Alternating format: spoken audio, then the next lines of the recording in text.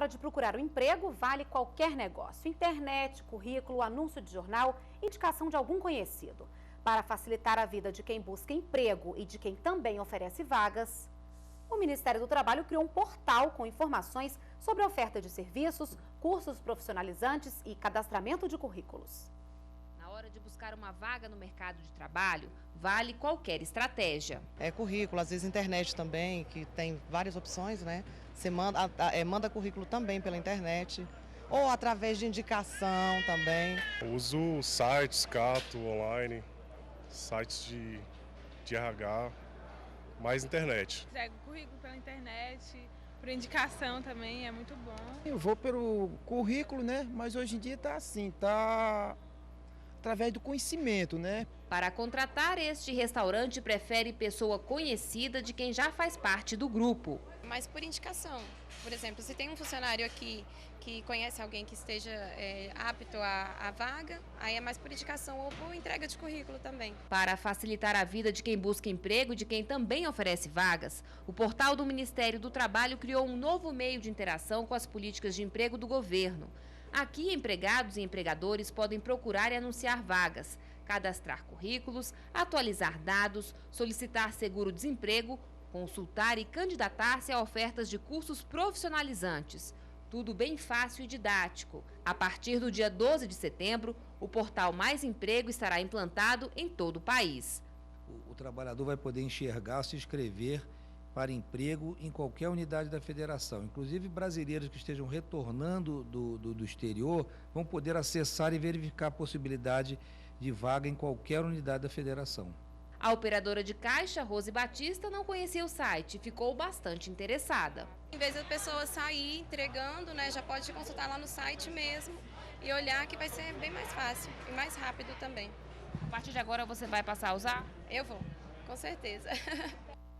O endereço do portal eletrônico é o que aparece na sua tela. E agora há pouco, o ministro do Trabalho, Manuel Dias, falou sobre a investigação da Polícia Federal envolvendo os servidores do Ministério.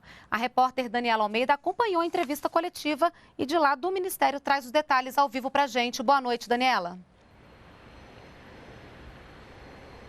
Boa noite, Renata. Boa noite a todos. O subsecretário executivo do Ministério do Trabalho e Emprego, Nilton Fraiberg Machado, vai assumir interinamente o cargo de secretário executivo, no lugar de Paulo Roberto Pinto, que pediu demissão na manhã de hoje.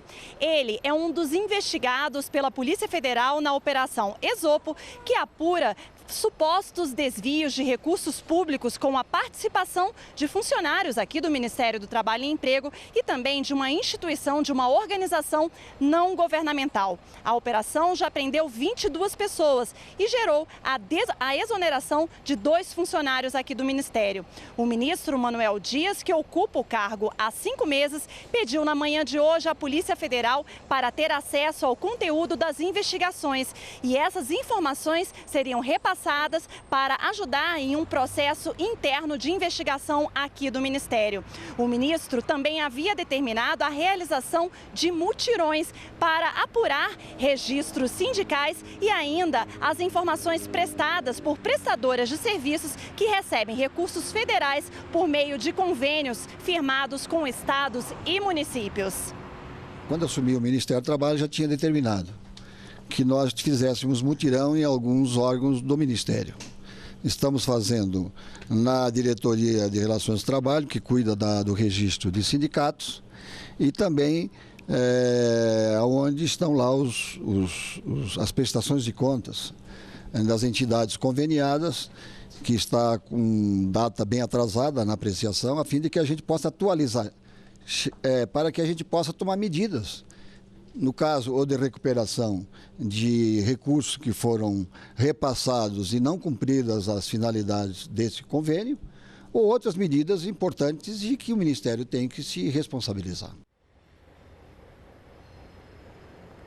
O ministro Manuel Dias disse ainda nessa entrevista coletiva à imprensa que quer aperfeiçoar o sistema interno de controle do uso de recursos federais, com o uso de tecnologias de ponta e também capacitação de pessoal, e assim evitar os desvios de recursos públicos. Se confirmadas as irregularidades, o Ministério do Trabalho e Emprego vai pedir a devolução dos valores desviados.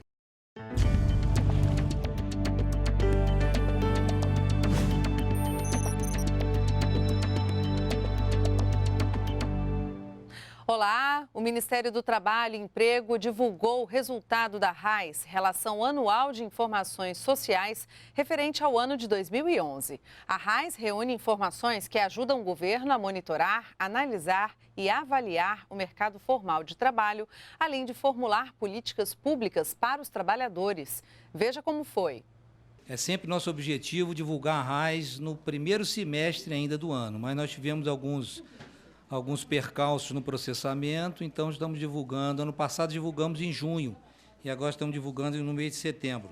Agora, o principal, como vocês sabem, a RAIS é um registro administrativo e a principal utilização dela é justamente selecionar os beneficiários do abono salarial, tá? Que já estão recebendo o seu benefício desse período, né? Nós começamos o pagamento em julho, são cerca de 20 milhões de trabalhadores, quem deve disponibilizar cerca de 13 bilhões de reais em benefício.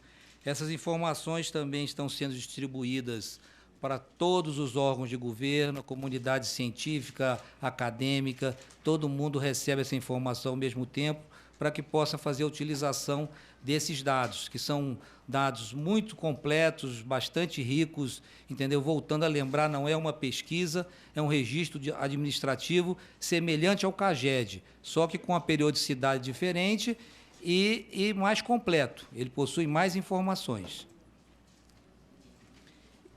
Em linhas gerais, eu queria dizer para vocês o seguinte, né? A geração líquida de emprego foi de 2.242.276 novos vínculos.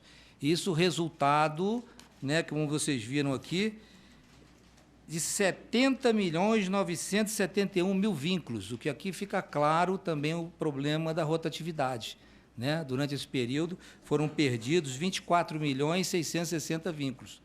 Todo aquele nosso movimento que a gente tem de admissão e demissão, que resulta no movimento do seguro-desemprego.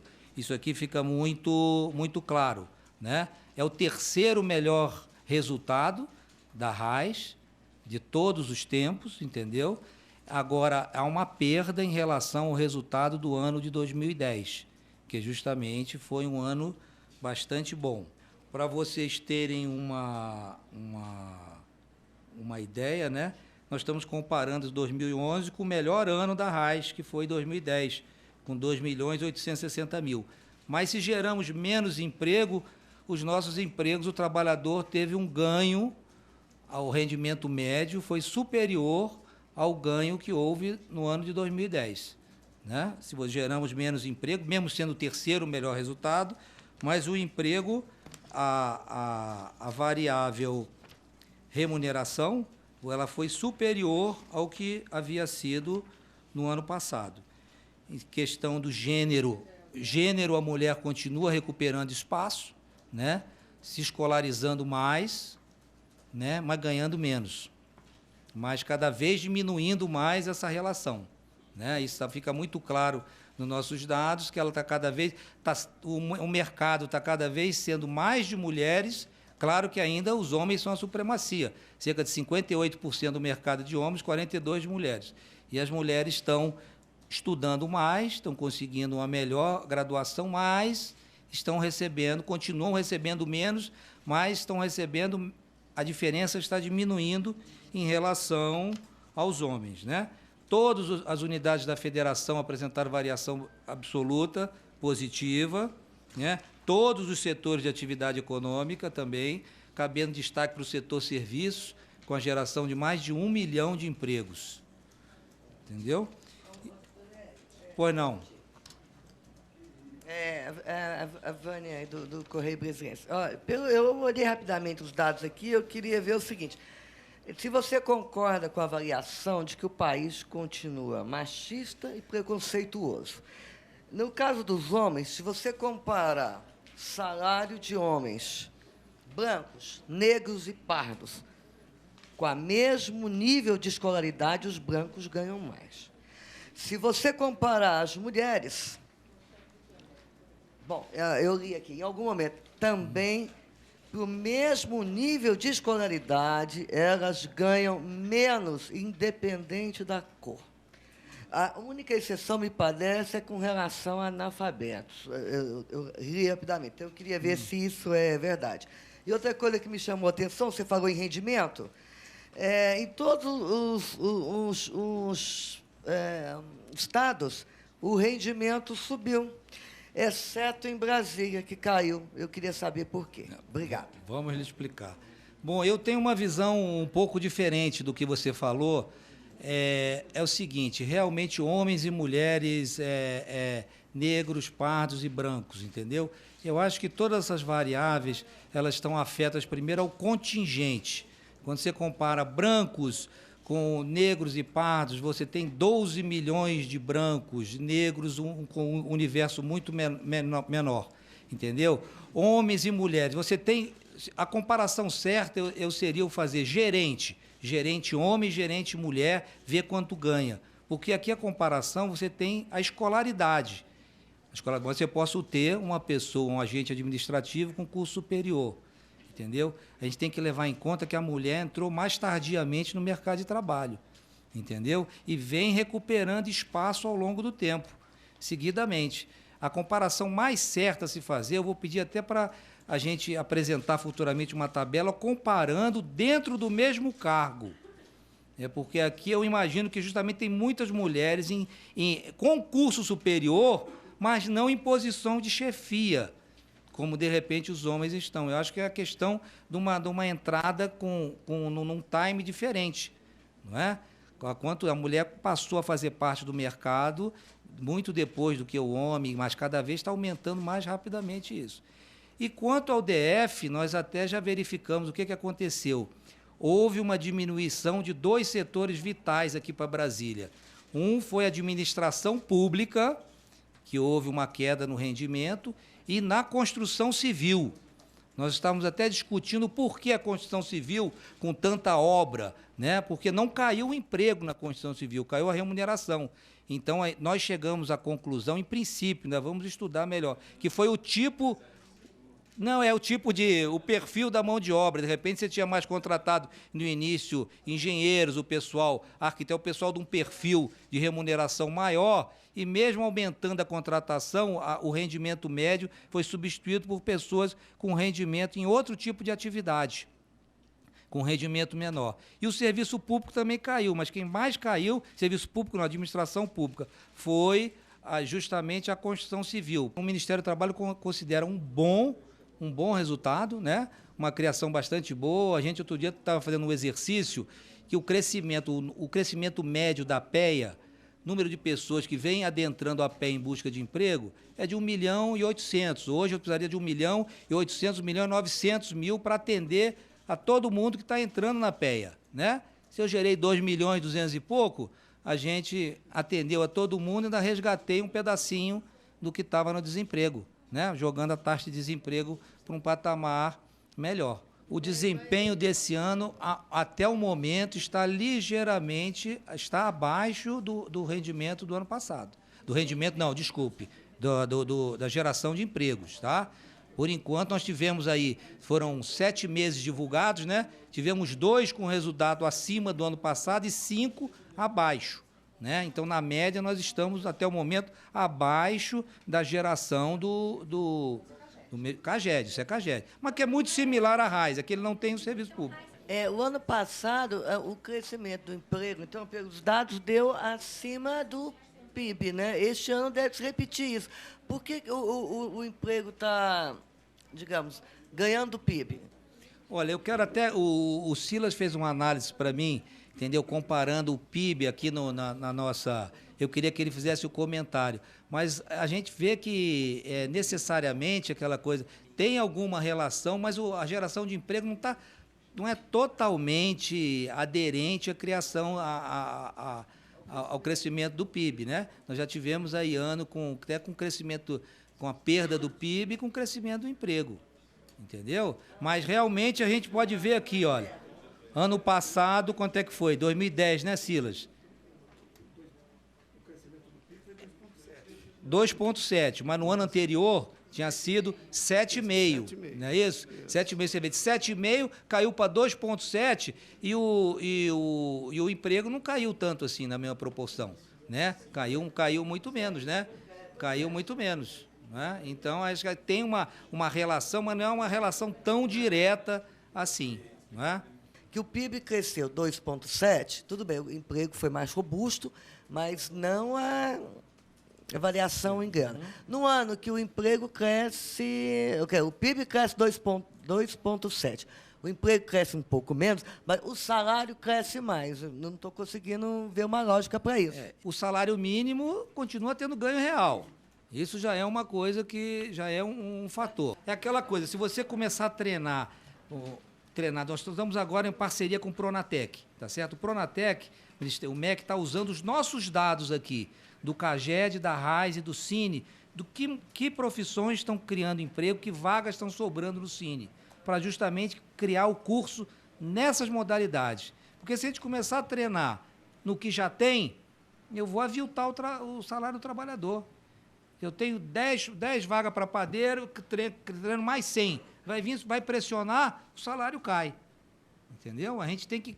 A nossa qualificação profissional tem que estar focada na demanda do mercado de trabalho. Entendeu?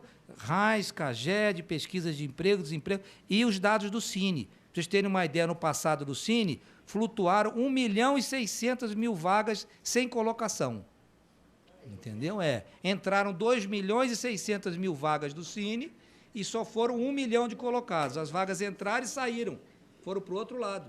Claro que não se perderam, alguém aproveitou, mas essas vagas podiam ter sido aproveitadas pelo Programa Seguro-Desemprego, para recolocar trabalhadores. É esse esforço que o Ministério está querendo avançar, de investir nas políticas ativas, de qualificação, Pronatec e a intermediação do Cine, para justamente tentar, né, monitorar melhor esse trabalhador em gozo do benefício. Olha, nós temos visto que, ano a ano, tem crescido mais o emprego formal do que o PIB, em termos percentuais. O que acontece, nós analisamos, o doutor Rodolfo até já colocou há pouco, os empregos eles estão aumentando mais em volume do que o PIB, né, em números do que o PIB, porque está acontecendo que setores mais intensivos de mão de obra têm se desenvolvido. Por exemplo, serviços. Serviço é muito mais intensivo em mão de obra do que indústria. E o setor de serviços ele tem crescido muito o emprego. Então, o número de pessoas que estão sendo admitidas aumenta, o nível de emprego aumenta. E o que acontece? A resposta à segunda pergunta. Por que nós temos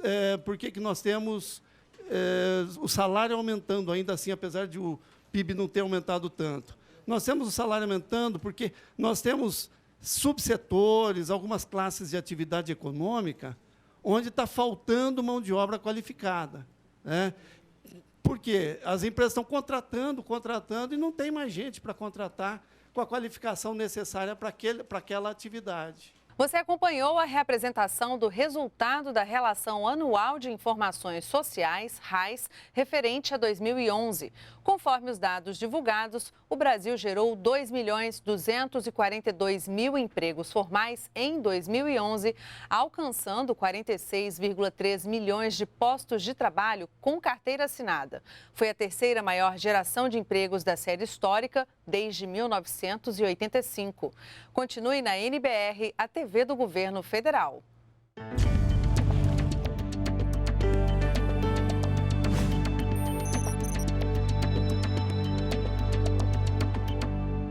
Quase 2 milhões de trabalhadores ainda não sacaram o abono salarial no valor de R$ 678.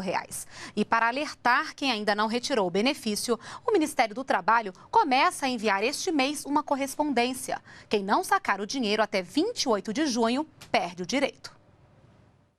Mais de 20 milhões de trabalhadores cadastrados no PIS/PASEP há pelo menos 5 anos têm direito ao abono salarial. 90% deles já foram receber o benefício que começou a ser pago no dia 1º de julho do ano passado. O Sudeste foi a região campeã em pagamentos de abonos, quase 9 milhões. No Nordeste foram pagos 4.200.000 benefícios. Na região Sul foram 3.300.000. No Centro-Oeste, quase 1.400.000. Na região Norte, foram pagos 950.000 abonos. Mas 1.900.000 trabalhadores ainda não retiraram o benefício. O Ministério do Trabalho vai enviar uma carta a esses trabalhadores para alertar sobre a retirada do abono. O PASEP é pago aos funcionários públicos e deve ser retirado em agências do Banco do Brasil. O PIS é pago aos outros trabalhadores nas agências da Caixa. O abono é de R$ 678, valor do salário mínimo. E quem não sacar o dinheiro até o dia 28 de junho perde o direito. O abono salarial é pago a quem trabalhou pelo menos 30 dias com carteira assinada em 2011 e recebeu, nesse período, no máximo 2 salários mínimos por mês. Ele é, para nós, considerado um 14º salário para os trabalhadores que têm o menor rendimento. Então, trabalhadores que ganharam até 2 salários mínimos, né, têm direito a mais um salário mínimo, tá certo, na sua vida laboral.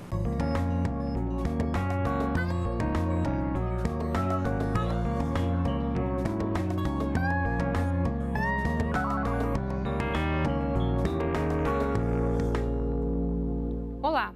Você já imaginou ser obrigado a morar no local de trabalho em péssimas condições e ainda enfrentar uma jornada diária de 12 horas ou mais sem qualquer direito respeitado?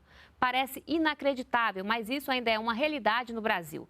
Para combater o trabalho em situação semelhante à escravidão, o governo federal criou um grupo móvel de fiscalização que percorre todo o país. No ano passado, mais de 2.500 trabalhadores foram resgatados. Sobre esse assunto, vamos conversar aqui no NBR Entrevista com Alexandre Lira. Ele é auditor fiscal do trabalho. Tudo bem, Alexandre? Muito obrigada pela sua presença.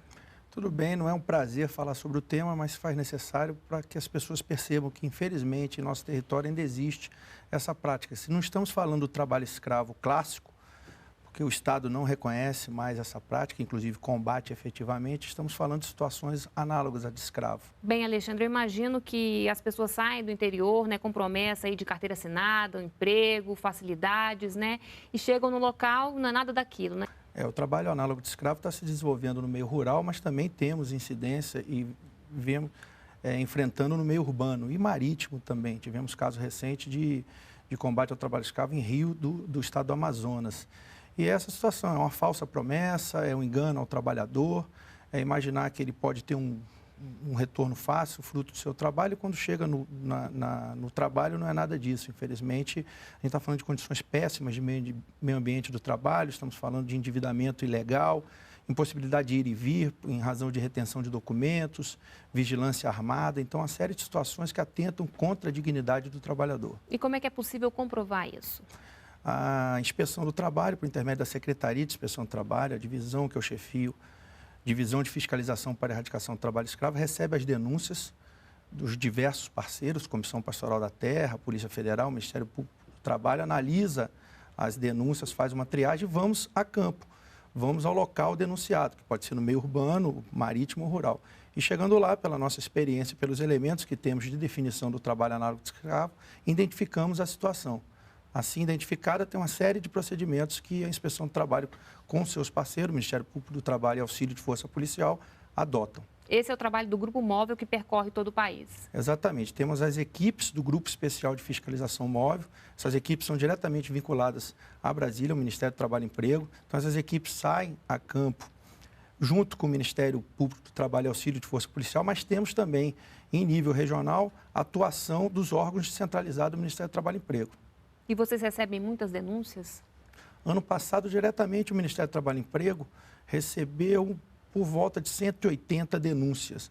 Conseguimos cumprir quase que a totalidade. Temos por volta de 8 a 10 denúncias em aberto que ainda estão sendo fiscalizadas agora no começo do ano. E como é que é feito esse monitoramento, né? Vocês passam em determinado local, depois de quanto tempo vocês voltam lá? Como é que é feito esse acompanhamento? É bom falar da identificação propriamente dita. Chegando ao local denunciado, vamos perceber, por intermédio de entrevista com os trabalhadores, filmagem, registro fotográfico e conversa com o empregador, aquela situação, se for caracterizado como análogo de escravo, nas suas espécies, ausência de instalação sanitária, o trabalhador sendo obrigado a fazer as necessidades básicas ao redor do acampamento, no mato, água potável não fornecida, condição desumana de alojamento, endividamento. Percebendo uma dessas situações, nós vamos afastar os trabalhadores e negociar com o empregador o pagamento das verbas rescisórias fazer o pagamento das verbas rescisórias aos trabalhadores, lavrar tantos autos quanto forem as irregularidades e emitir guia de seguro-desemprego para o trabalhador afastado, que vai dar direito a um pagamento de um salário mínimo por mês durante 3 meses. Essa é a nossa atuação. Após isso, pode ter um momento que esse nome do empregador vai entrar num cadastro de empregadores que tenham mantido trabalhadores em condições análogas. Aí a gente faz um monitoramento voltando à fazenda para ver se ele melhorou ou não as condições de trabalho. Agora, esse empregador, ele paga algum tipo de multa, ele pode ser preso, né? Ou é mesmo ficar na lista suja do Ministério do Trabalho? Ele recebe os autos de infração, são lavrados os autos de infração. Decorrente desses autos de infração, ele tem direito a exercer uma contraditória ampla defesa, pode se manifestar surgindo contra os autos. Após isso, se for mantida o auto de infração, ele tem o direito de fazer o pagamento das multas com 50% e não recorrer. Se ele quiser recorrer, ele perde o direito dos 50% e, ao final, ele pode pagar o integral ou ser compelido a pagar por intermédio de uma execução. Tem um termo de ajustamento de conduta com o Ministério Público do Trabalho, que o Ministério pode determinar o pagamento de indenização por danos morais, individuais e coletivos. E tem entrada do nome no cadastro de empregadores, que impede o mercado se organizou e os agentes financeiros, impede o empregador ali listado de receber crédito. Além disso, temos a possibilidade também da tipificação da conduta do empregador como crime, artigo 149 do Código Penal. E aí ele pode ser sentenciado e ter que cumprir pena. E no caso, né, de estar na lista suja, né, isso tem tido efeito? Né, essa propaganda negativa, ela tem sido eficaz? É o nosso maior instrumento repressivo para a situação de trabalho análogo de escravo, porque, como dito, a inclusão do nome do empregador no cadastro, vulgarmente conhecido como lista suja, impede, em razão de uma organização do mercado e dos agentes financeiros, que o empregador tome crédito, receba financiamento de órgãos públicos e privados. Então, as portas se fecham para ele. E né? hoje em dia, até ele não consegue comercializar o seu produto. E aí fica difícil resistir no mercado com essas inibições. Agora, Alexandre, é uma atividade de risco, né, o trabalho que vocês fazem, né? Essas diligências, essas inspeções são acompanhadas, né, de força policial? Nós somos, em regra, acompanhados de força policial. Oficiamos a Polícia Federal, nossa parceira, a Polícia Rodoviária Federal. Tivemos um triste caso da chacina, considerada a chacina de Unai, nenhuma referência ao município, mas assim ficou conhecido porque foi na região, onde 4 colegas, 3 auditores e um motorista foram vitimados covardemente. Foi um atentado não contra tão somente a inspeção do trabalho, mas contra o Estado. Já estamos há 9 anos e aguardando o julgamento e a punição dos mandantes e dos executores desse assassinato. Bom, Alexandre, no ano passado foram resgatados mais de 2.500 trabalhadores, né? Como é que você avalia esse número para um país como o nosso? É um número alto? Olha, que fosse um trabalhador resgatado já seria algo que deveria levar à reflexão. Nós temos um número que ele está maior do que o ano de 2011. Nós tivemos 2.491 em 2011, estamos em 2.560, porque também o Estado está se organizando de melhor forma, as pessoas estão denunciando com mais confiança nos nossos órgãos colhedores. Estamos atuando em localidades que ainda não tínhamos abordado com tanta rotina. Então, isso indica um aumento, se não é substancial, pelo menos reflete esse melhor planejamento e execução das operações. E quais são os setores que lideram o ranking aí, né, de trabalho escravo no país?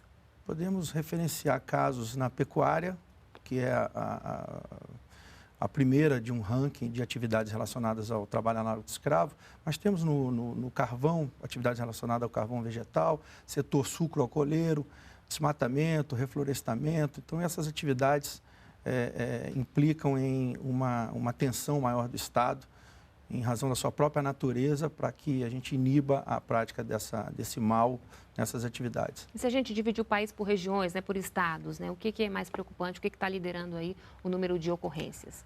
De um modo geral, o país todo já apresentou casos de trabalho análogo de escravo. Né? O Rio Grande do Sul apresentou, os 3 estados do Sul já apresentaram. Nós temos o estado do Pará, pela sua dimensão e pela capacidade dos nossos parceiros em colherem as denúncias, como o melhor colocado num ranking de apuração de casos, de denúncia de apuração de casos. Mas o país todo. Agora, basicamente, o norte é o que hoje está nos levando a ter uma maior atenção para a situação. E como é que fica a questão do trabalhador, né? Por que ele cai numa armadilha como essa, né? Falta informação para ele também? Eu acredito que falte perspectiva no primeiro momento, né? O trabalhador que se vê nessa situação, ele não tem uma boa perspectiva do que fazer, não é bem capacitado, não é alfabetizado, então ele não tem muitos recursos para procurar. Naquele ambiente é o que tem para se fazer. E às vezes ele não sabe exatamente que aquela situação que ele está vivendo é hoje considerada uma situação gravíssima, análoga de escravo. Então ele acha que é normal. Ele pode achar que isso é normal, que aquilo faz parte daquele meio, e não é. Então a nossa função também é educativa, de mostrar para aquele trabalhador que aquilo não é normal. Você não tem um banheiro para se utilizar, que você tem que beber uma água junto com os animais num córrego. Não é normal que você durma num barraco de lona, 4 estacas, uma lona no chão batido, no meio de uma mata. Isso não pode ser considerado nem cultural. Isso é uma ofensa, é um atentado aos direitos humanos. E muitas vezes são famílias inteiras, né, que acabam também trabalhando. Há casos. Você tem o trabalho infantil também, né? Temos também afastamentos de trabalhadores de menores de idade. Quando localizamos, por vezes, temos também uma atuação nossa, também temos competência para isso. Mas é o nosso trabalho também de educar o trabalhador. Agora, temos que ativar as políticas públicas para que esse trabalhador resgatado, que é o termo técnico que nós damos a essa situação, o afastamento, o resgate do trabalhador, que a gente consiga resgatar a dignidade, que eles sejam alfabetizados, nos casos que ainda não o são, e consigam capacitação. Para que não venham sofrer ou cair em armadilha de novo, senão né? Eles ficam, é cíclico, eles ficam nessa rede de sendo identificados, situação lá, afastados, resgatados e voltam. Porque acaba o dinheiro do seguro-desemprego ou das verbas rescisórias, ficam sem perspectiva, não tem estudo, não tem capacitação. Naquele ambiente, naquele município é o que aparece, talvez um trabalho no campo, e eles voltam. Bom, qual é a situação do Brasil se a gente for comparar o nosso país a outros países? O Brasil é referência no combate ao trabalho análogo de escravo. Urbano, rural, marítimo, nós somos referência. Então, diversos termos de cooperação são assinados com outros países. Nossos auditores fiscais de trabalho viajam, se fazem presentes, trocam ideias, mas nós somos referência. Não há nada igual ao que hoje a gente já faz. Isso desde 95, quando o governo brasileiro teve que reconhecer a existência do trabalho análogo de escravo em nosso território, em função de uma denúncia às cortes interamericanas, um caso considerado Zé Pereira, que foi um trabalhador que fugiu de uma fazenda. O colega dele que fugiu foi vitimado, mas ele conseguiu denunciar. E aí o Brasil reconheceu e passamos a atuar. Estamos bem, não podemos esmorecer, porque a situação não permite que o Estado afrouxe essa fiscalização, mas estamos muito bem encaminhados no tema. E qual é a meta para esse ano? Nós vamos abordar localidades que ainda não foram abordadas, estamos nos preparando para isso. Nós vamos atuar mais efetivamente no caso do trabalho escravo urbano, a incidência de trabalho escravo urbano na construção civil, a gente já tem notícias e resultado.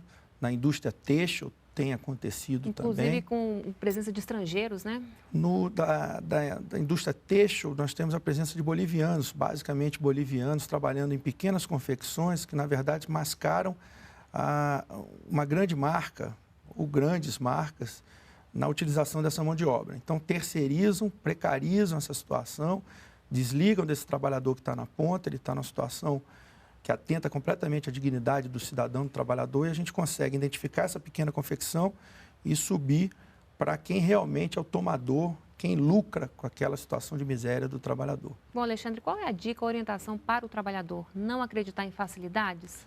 Não acreditar em facilidades em caso de dúvida, pode-se socorrer da Comissão Pastoral da Terra, da Polícia Federal, Polícia Rodoviária Federal. O próprio Ministério do Trabalho e Emprego tem representação nas diversas unidades da Federação, nas 27 tem órgãos, gerência, agência, o Ministério Público do Trabalho. Eles podem socorrer e contar a história. Essa história chegando para um de nossos parceiros, esses parceiros vão saber traduzir o contado para a nossa realidade de atuação e comunicar ao Ministério do Trabalho e Emprego. Existe algum número para denúncia? A Secretaria de Direitos Humanos tem atuado na coleta de denúncia no Disque 100, que é o número oficial deles para colher essa denúncia, fora a possibilidade de diretamente ir a algum desses órgãos. Tá certo, muito obrigada pela sua entrevista e até uma próxima oportunidade. Parabéns pelo trabalho. Eu que agradeço. Outras informações na página do Ministério do Trabalho. E para rever essa entrevista, é só acessar o endereço que aparece agora, aí na sua tela. Muito obrigada pela companhia e a gente se vê no próximo programa. Continue aqui na NBR, a TV do Governo Federal.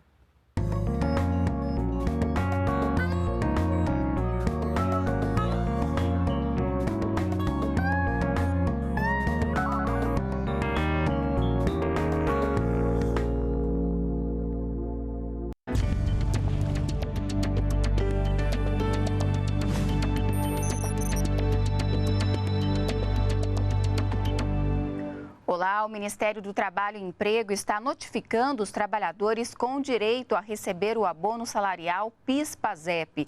Quem ainda não sacou o benefício vai receber uma correspondência alertando para fazer o saque. Em todo o país, 20.700.000 pessoas têm o direito a receber o abono no valor de um salário mínimo. Assista agora a uma entrevista sobre o assunto.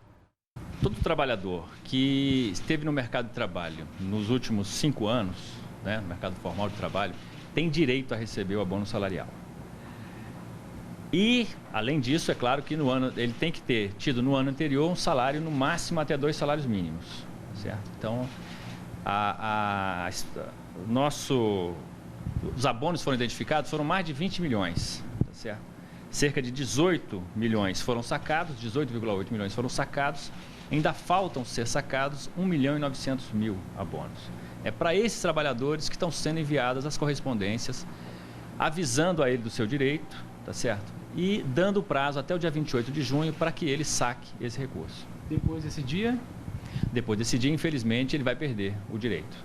E vai para onde Esse recurso volta para o Fundo de Amparo ao Trabalhador, para o FAT. Secretário, qual é a importância social desse benefício? Bom, ele é, para nós, considerado um 14º salário para os trabalhadores que têm o menor rendimento. Então, trabalhadores que ganharam até 2 salários mínimos, têm direito a mais um salário mínimo, tá certo, na sua vida laboral. E como é que o trabalhador faz para receber esse dinheiro? O que ele tem que fazer? É só apresentar esse cadastro, ir numa agência? Como é que ele tem que fazer? Ele vai receber a correspondência. Na correspondência vão estar as orientações. Ele tem que se dirigir à Caixa Econômica e se identificar para receber o benefício. Levando a identificação e também a inscrição. Vai se identificar e a inscrição do PIS/PASEP.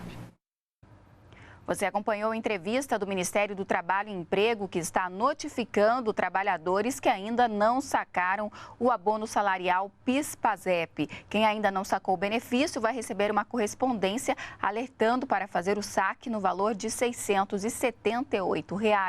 O dinheiro deve ser retirado em uma agência da Caixa Econômica Federal, no caso do PIS, ou do Banco do Brasil, no caso do PASEP. Tem direito ao benefício quem trabalhou com vínculo empregatício por pelo menos 30 dias em 2012, recebendo em média até 2 salários mínimos. Continue na NBR, a TV do Governo Federal.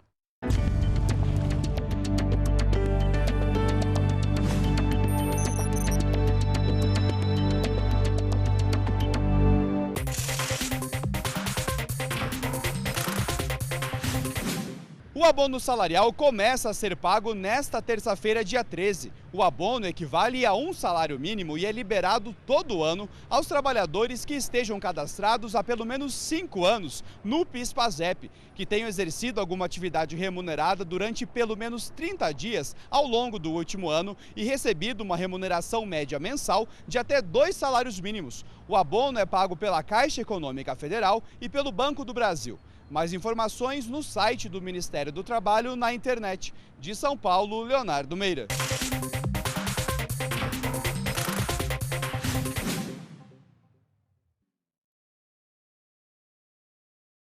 Condições dignas de trabalho e um ambiente confortável e higiênico. Uma consulta pública recebe até o dia 23 de julho sugestões para garantir a produtividade e o bem-estar do empregado.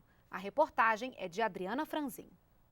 Garantir as condições de conforto e higiene para o funcionário é lei. Além dos equipamentos básicos de segurança de acordo com cada função, todo trabalhador deve ter água potável, instalações sanitárias, local adequado para fazer as refeições, cozinha, vestiário e alojamento, se for o caso. O homem bem aparelhado, ele produz mais melhor e tem uma garantia da prevenção do seu estado de saúde. É o caso de Domingos Oliveira, que trabalha na construção civil há 10 anos. Além de todo o equipamento de segurança, ele não dispensa o uso do uniforme. O uniforme, a gente fica, tipo assim, chega uma pessoa, você já conhece, que é da empresa, você está com uniforme. O uso do uniforme ou da vestimenta adequada é uma das novidades que estão sendo propostas pelo governo na norma que trata das condições sanitárias e de conforto no trabalho. A gente tem o objetivo de regular o uso desse uniforme e valorizar a dignidade da pessoa humana, tendo um uniforme compatível com a função que o trabalhador exerce. Qualquer pessoa pode participar da consulta pública e enviar as sugestões sobre o uso do uniforme e de outras questões que envolvam as condições de trabalho. As propostas devem ser encaminhadas pela internet até o dia 23 de julho. Mais informações na página eletrônica do Ministério do Trabalho e Emprego. As empresas têm até 8 de março, sexta-feira, para entregar a declaração da Relação Anual de Informações Sociais de 2012. A chamada RAIS é importante para a concessão de benefícios ao trabalhador, como o abono salarial. As declarações devem ser feitas pela internet, nos portais do Ministério do Trabalho e também da própria RAIS. Você já ficou desempregado? Recebeu o seguro-desemprego durante esse período? O benefício é uma garantia constitucional. Veja agora como essa assistência financeira é concedida, quem pode ter acesso às parcelas e aos cursos de qualificação que ajudam os profissionais a se reinserir no mercado de trabalho. Miriam é estagiária de recursos humanos em Brasília. Em 2012, ela era supervisora de telemarketing em um call center de outra empresa. Ela cursava uma faculdade particular e conta que foi o seguro-desemprego que ajudou a família nas despesas do dia a dia. Eu recebi durante 5 meses, foi muito bom, foi o período que eu estou cursando a faculdade, foi um tempo que me ajudou. Esse período que eu fiquei recebendo seguro-desemprego deu para pagar a faculdade e ainda deixar para uns 2 meses a mais ainda para suprir. O seguro-desemprego é um benefício garantido desde 1986 a trabalhadores que tiverem sido demitidos sem justa causa. De acordo com o Ministério do Trabalho e Emprego, das pessoas que receberam o seguro no ano passado, a maioria, 70%, ganhava pouco mais de R$1.000. É excelente para o cidadão, né? É muito bom, né? Ajuda, né? Nos momentos que a pessoa está desempregada, né? Os trabalhadores desempregados que trabalharam com carteira assinada entre 6 e 11 meses nos últimos 3 anos têm direito de receber até 3 parcelas do seguro. Quem trabalhou de 12 a 23 meses no período pode receber até 4 parcelas. Já quem esteve empregado com registro por mais de 24 meses nos últimos 3 anos pode receber até 5 parcelas do seguro-desemprego. É uma coisa boa, né, para quem vai ficar desempregado, recebe durante um mês aí até achar outro, né? O secretário executivo do Ministério do Trabalho e Emprego alerta para o uso indevido do benefício, quando o empregado e empregador fazem uma combinação para que o trabalhador acesse o seguro, mas continue trabalhando informalmente, ou ainda fraudes realizadas por quadrilhas. No final do ano passado, a Polícia Federal, junto com o Ministério do Trabalho, desbaratou uma quadrilha que atuava em 4 estados. E a fraude que foi identificada dessa quadrilha chegou a R$30 milhões. Era uma quadrilha sofisticada, que falsificava documentos, identidades, carteira de trabalho, criavam empresas fictícias, né, todo um processo altamente sofisticado para fraudar o seguro-desemprego. Em 2012, o bloqueio das parcelas com indício de fraude chegou a R$600 milhões, 2,5% do total de parcelas emitidas. O seguro-desemprego é pago a partir de um fundo, do Fundo de Amparo ao Trabalhador, o FAT, tá certo? E o FAT tem que ter um equilíbrio também. E toda e qualquer fraude que acontece está levando dinheiro do fundo, tá certo? E isso está prejudicando os trabalhadores. Menos trabalhadores poderão acessar o seguro se os recursos forem desviados. Além do benefício, o programa Seguro-Desemprego também está integrado com políticas de qualificação profissional e recolocação no mercado de trabalho. Todo trabalhador que vai acessar o seguro-desemprego pela 3ª vez, ele necessariamente, obrigatoriamente, tem que estar matriculado num curso de qualificação profissional, senão ele não vai receber o seguro. E também estamos melhorando o nosso processo de intermediação da mão de obra. Todo trabalhador, quando ele vai pedir o seguro, é ofertado a ele uma outra vaga no mercado de trabalho, que seja compatível com a que ele exercia anteriormente. Este ano, o cálculo da correção do seguro-desemprego será feito com base na variação do Índice Nacional de Preços ao Consumidor. O novo reajuste é de 6,2% e não atinge quem se enquadra na primeira faixa salarial de até R$ 1.090, que é cerca de 70% dos beneficiados. O reajuste do benefício para essa maioria continua sendo feito com base na correção do salário mínimo.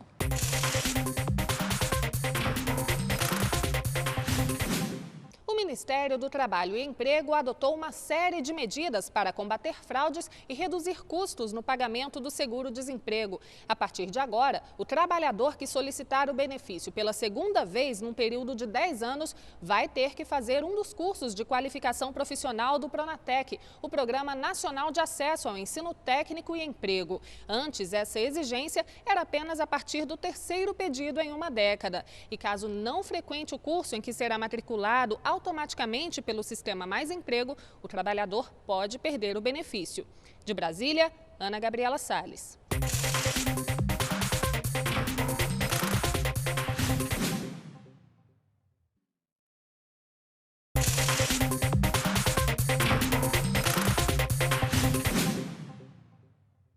136 empregadores foram flagrados explorando empregados em condições parecidas à escrava. Eles estão relacionados à atividade pecuária, produção de carvão vegetal e extração de madeira. Os infratores foram incluídos em uma lista suja do Ministério do Trabalho, que agora possui 504 infratores. Os nomes são mantidos por no mínimo 2 anos nessa lista. Caso o infrator deixe de cometer o delito e pague as multas, ele sai dessa lista.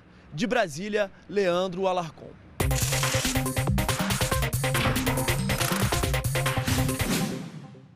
O número de empregos gerados no país cresceu em junho, em relação ao mesmo mês do ano passado. Os dados foram divulgados hoje pelo Ministério do Trabalho. O Ministério do Trabalho e Emprego divulgou os dados do Cadastro Geral de Empregados e Desempregados, o CAGED, de junho. Foram gerados mais de 123 mil novos empregos com carteira assinada, um crescimento de 0,31% em relação ao mês anterior. Segundo o Ministério, o desempenho positivo do emprego em junho deve-se ao aumento em todos os setores da economia. A agricultura liderou a geração de empregos com quase 60 mil novos postos de trabalho. O segundo melhor desempenho fica com o setor de serviços, com 44 mil novos empregos. Para o ministro do Trabalho, Manuel Dias, os números são reflexo dos investimentos do governo no setor privado. Nós acreditamos que seja um processo de recuperação e os indicativos que nós temos são de que muito mais investimentos serão feitos no país e que, por via desses investimentos novos, e empregos serão gerados. A nossa visão é de que nós vamos crescer, continuar crescendo. As 27 superintendências regionais do Ministério do Trabalho, espalhadas por todo o Brasil, vão participar de uma força-tarefa que analisa as prestações de contas de convênios firmados pelo órgão. O anúncio foi feito nesta terça-feira. A força-tarefa prevê a análise de 408 convênios em vigência e mais de 1.400 processos de prestação de contas de acordos firmados desde 1994. A reunião aqui no Ministério do Trabalho acontece porque no começo do mês a Polícia Federal deflagrou uma operação para desarticular uma organização criminosa que desviava recursos em 11 estados brasileiros. As investigações apontam fraudes em diversos serviços públicos, como na construção de cisternas e na produção de eventos. O prejuízo aos cofres públicos chega a 400 milhões de reais. Durante a reunião, o ministro falou sobre as ações que estão sendo tomadas, como a suspensão dos repasses de recursos dos convênios por 30 dias. Segundo o ministro do Trabalho, o resultado final dessas análises é que vai definir a continuidade ou não dos contratos. Feito essa análise, será expedida uma nota técnica que vai determinar a continuação destes convênios até o seu término ou a suspensão de acordo com o que foi encontrado, possíveis irregularidades.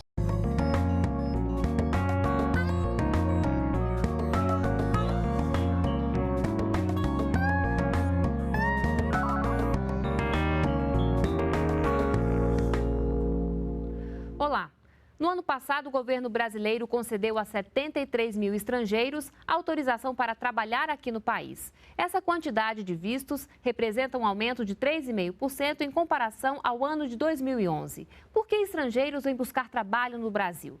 Será que eles ocupam as vagas dos brasileiros? Esse é o assunto de hoje do NBR Entrevista. Nosso convidado é Paulo Sérgio de Almeida, presidente do Conselho Nacional de Imigração do Ministério do Trabalho e Emprego. Tudo bem? Muito obrigada pela sua presença. Eu que agradeço a oportunidade. Bom, o Brasil por muito tempo foi exportador de mão de obra e hoje a gente observa o inverso, né? Qual é o motivo disso? O motivo é o desenvolvimento do país, né? O crescimento da nossa economia, a quantidade de projetos que têm sido desenvolvidos no nosso país e que demandam a vinda de profissionais com determinada qualificação, com determinado conhecimento que atualmente não está disponível no nosso país. São pessoas que, como eu falei, não estão aqui no mercado de trabalho, não existe profissionais com esse tipo de conhecimento no mercado de trabalho e, portanto, vêm preencher necessidades que são indispensáveis do contexto atual do nosso país. E o que mais atrai esse trabalhador, né?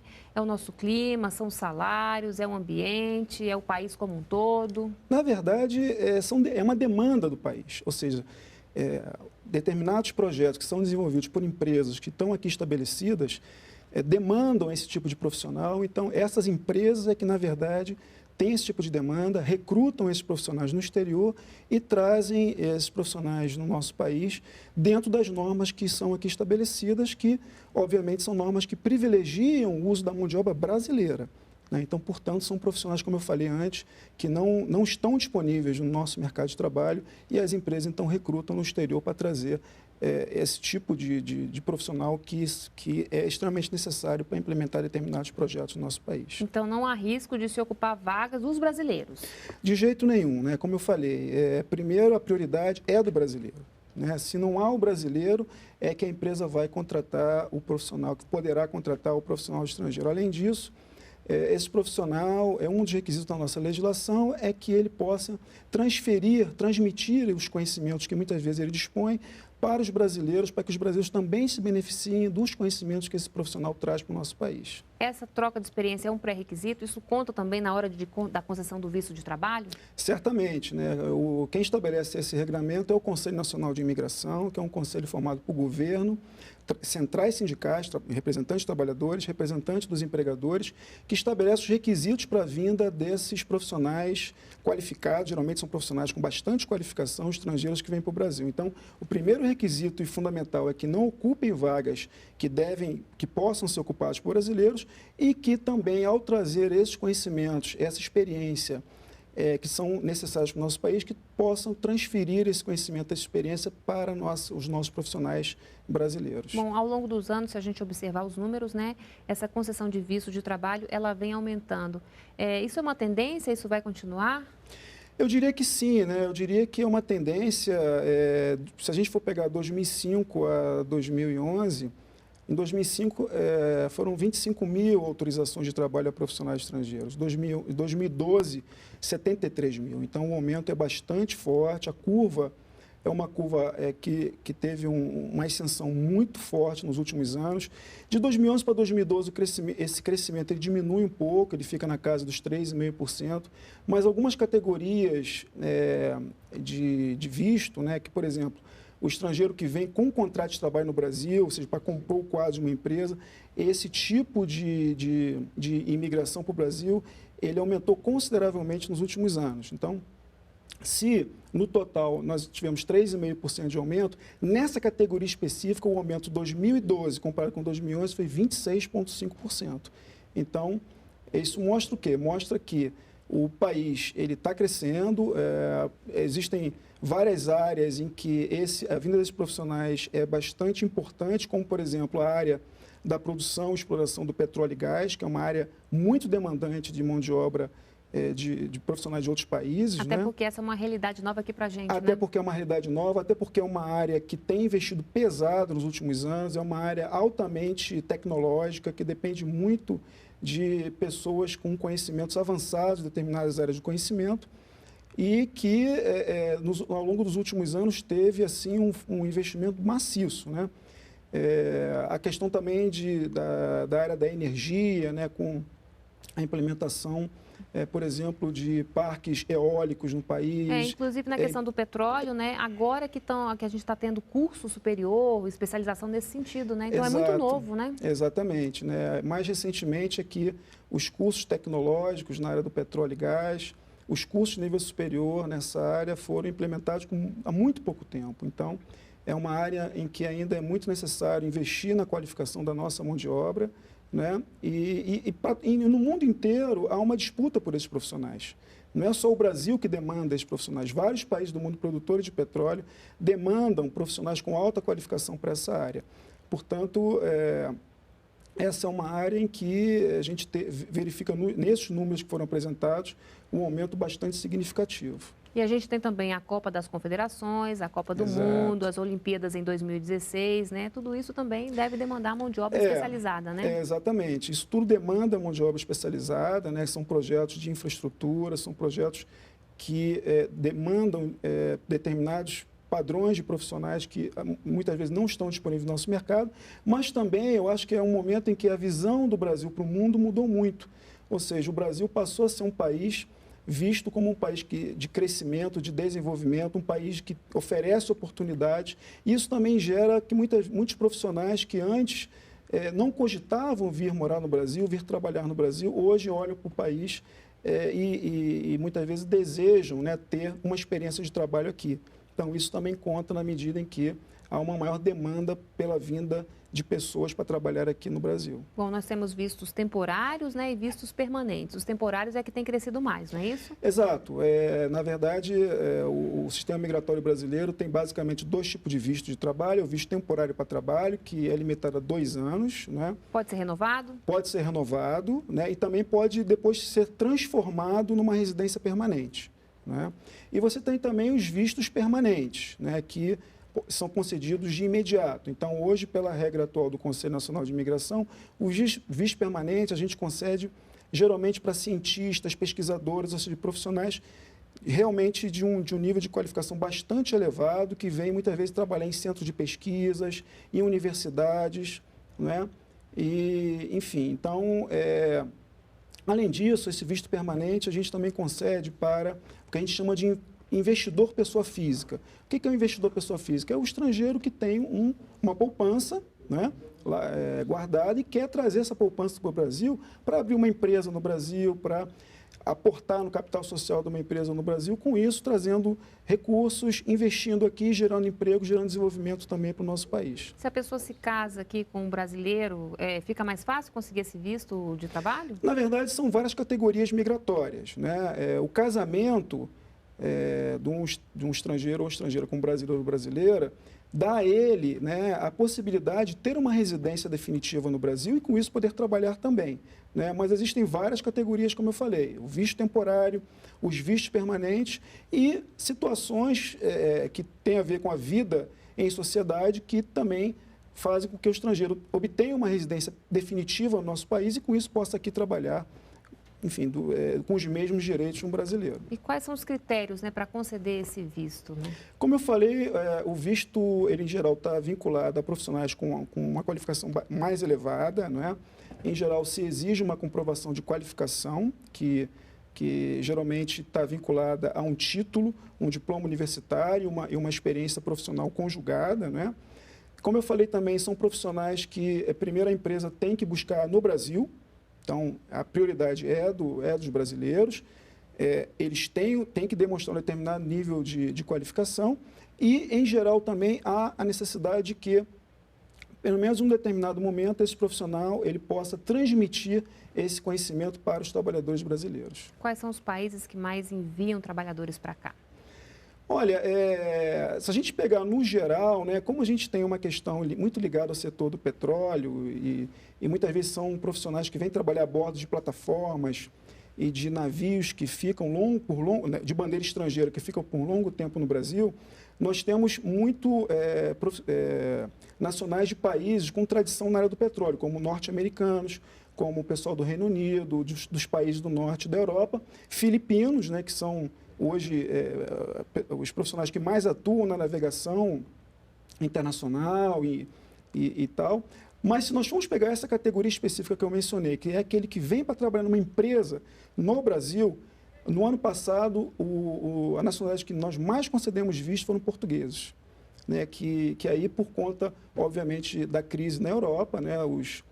Há uma oferta maior de profissionais de alta qualificação na Europa, e os portugueses, pela familiaridade do idioma, têm sido os profissionais mais demandados no contexto atual. No caso dos outros, né, que não dominam o português, o Ministério oferece algum tipo de ajuda, de apoio nesse sentido, ou fica por conta da empresa? Na verdade, isso é por conta da empresa, né? A empresa que, geralmente, quando traz o profissional, ela tem, geralmente, um programa, né, de alocação desse profissional aqui no Brasil, em que, no início, ele vai ter aí algum tipo de apoio, algum tipo de suporte para ter essa integração aqui no nosso país. Bom, vocês também concedem visto de caráter humanitário, né? Por exemplo, o que acontece com os haitianos, né?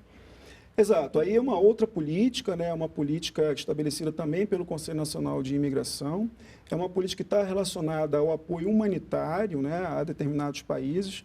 No caso do Haiti, nós tivemos uma questão que foi o terremoto em 2010, que assolou, vamos dizer assim, teve um efeito devastador sobre o Haiti, que já era o país mais pobre das Américas.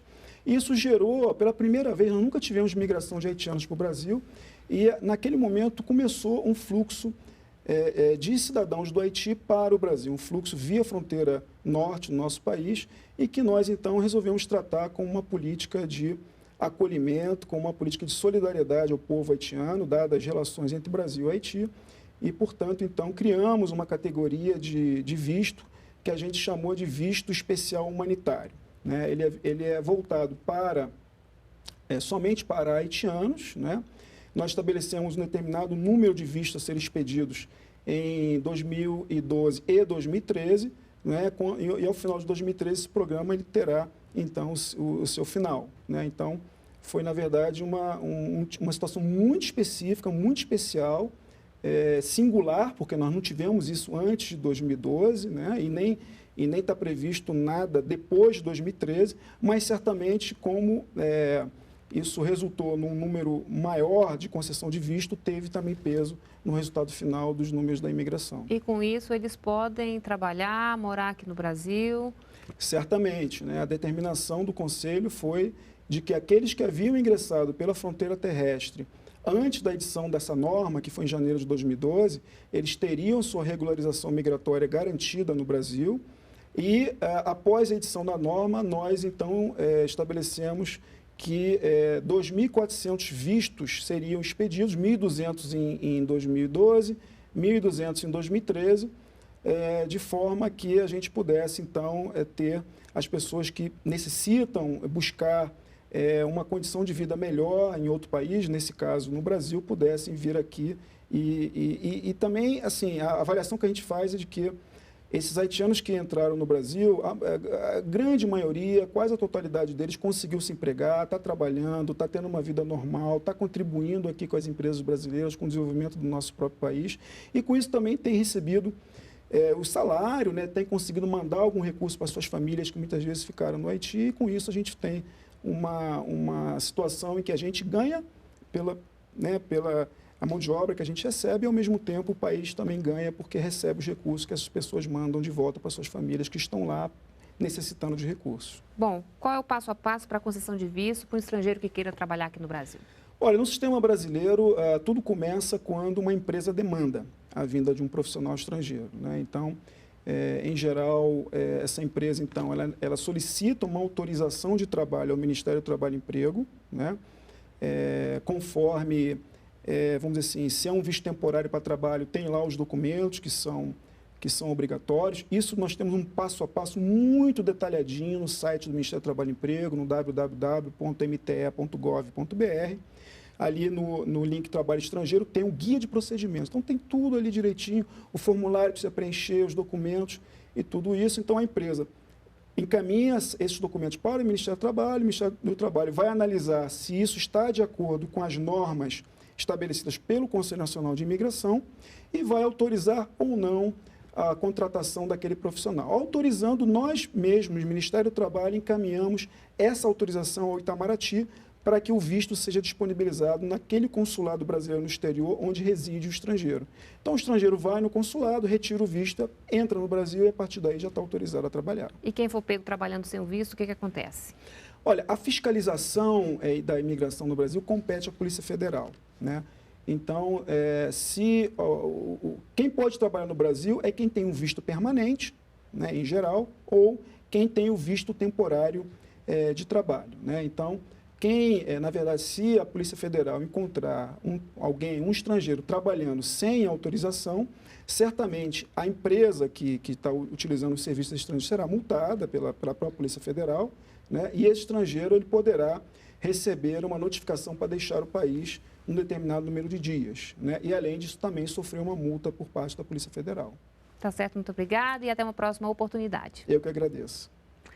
Ficou interessado e quer outras informações? Então entre na página do Ministério do Trabalho. E para rever essa entrevista é só acessar o endereço que aparece agora aí na sua tela.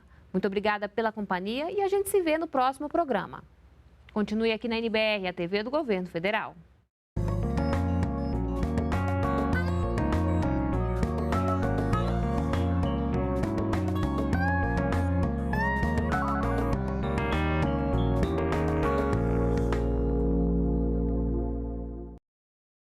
Quando se tem o sachê, você pode passar apenas a quantidade necessária. Não se deve aplicar a graxa na ponta sensora, nos cabos, no conector, como já pegamos em algumas vezes. A graxa é apenas na rosca, para a lubrificação e permanência desse componente no escapamento. Na embalagem, você vai encontrar uma bula que tem uma série de informações, não somente do sensor planar convencional, mas também da universal. Informações como dicas de contaminação,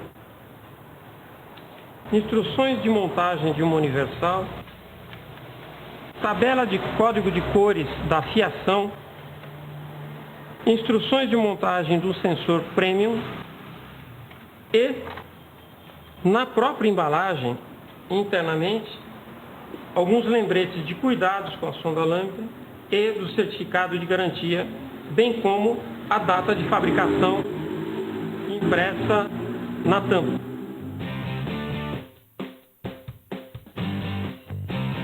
Pode ser feita uma limpeza superficial externa, principalmente da parte do sextavado até a fiação, onde você pode utilizar um pano seco e retirar as possíveis incrustações de terra ou sujeira que possam estar provocando uma interrupção na entrada de ar de referência no sensor lambda. Quanto à ponta sensora, já vimos que muita gente tenta limpar com limão, com vinagre, com pimenta.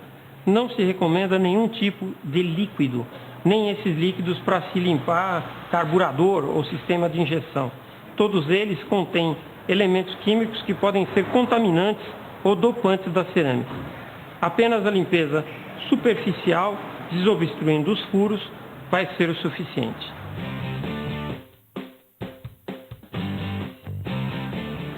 Este veículo, por exemplo, utiliza um sensor planar. Vamos fazer uma simulação errônea, isso é um erro, de colocar um sensor normal ou um sensor convencional no lugar desse planar.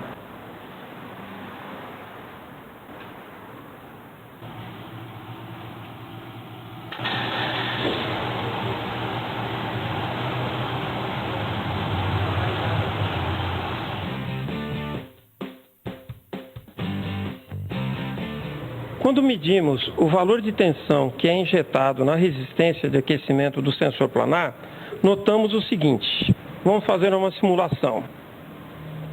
Ligando a chave de ignição, dando na partida, vocês vão notar que há um chaveamento do aquecimento da resistência de aquecimento interna do sensor lambda. Esse chaveamento vai diminuindo a frequência até se tornar uma constante de alimentação de 12 a 14 volts.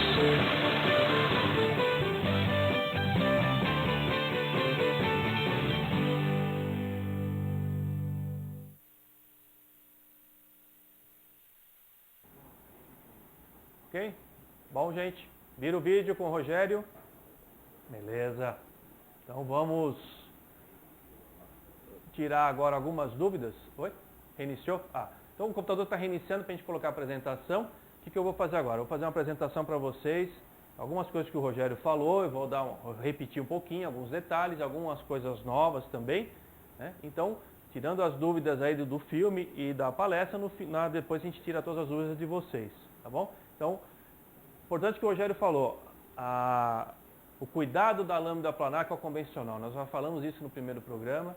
Está acontecendo muito, recebendo muitas ligações lá no 0800 de dúvidas de aplicação. Não? Então é fundamental que vocês tenham a aplicação correta. Parece tão estranho, poxa, colocar a peça certa é obrigação, sim, mas é isso mesmo que nós temos que fazer. Ter cuidado na aplicação do produto. Eu vou mostrar para vocês da linha GM, está muito confusa. Então, muito cuidado com conector, posição de fio. Né? Então, fundamental. O mais grave hoje que está acontecendo é isso. Depois que acertou a lâmpada, aí, meu filho, aí é tranquilo. Então, cuidado sempre com esse tipo de cuidado na aplicação do produto. Nós temos ali dispositivo, catálogo, folheto à vontade para vocês. O 0800 funcionando direto. Então, tem dúvida? Opa, 0800, liga lá. Vai lá, vai atender o Betinho ou o Vladimir e vai te dar a peça certa para aquele veículo. Tá bom? Já estamos aqui no ar com a apresentação. Então, eu vou falar um pouquinho, basicamente, de toda a apresentação, tá bom? Bom, obviamente a temperatura injeção é parte da linha da MTE. Vamos falar do sensor lambda planar. Né? Vamos conhecer melhor mais um pouquinho isso aqui, além do que o Rogério já falou para vocês.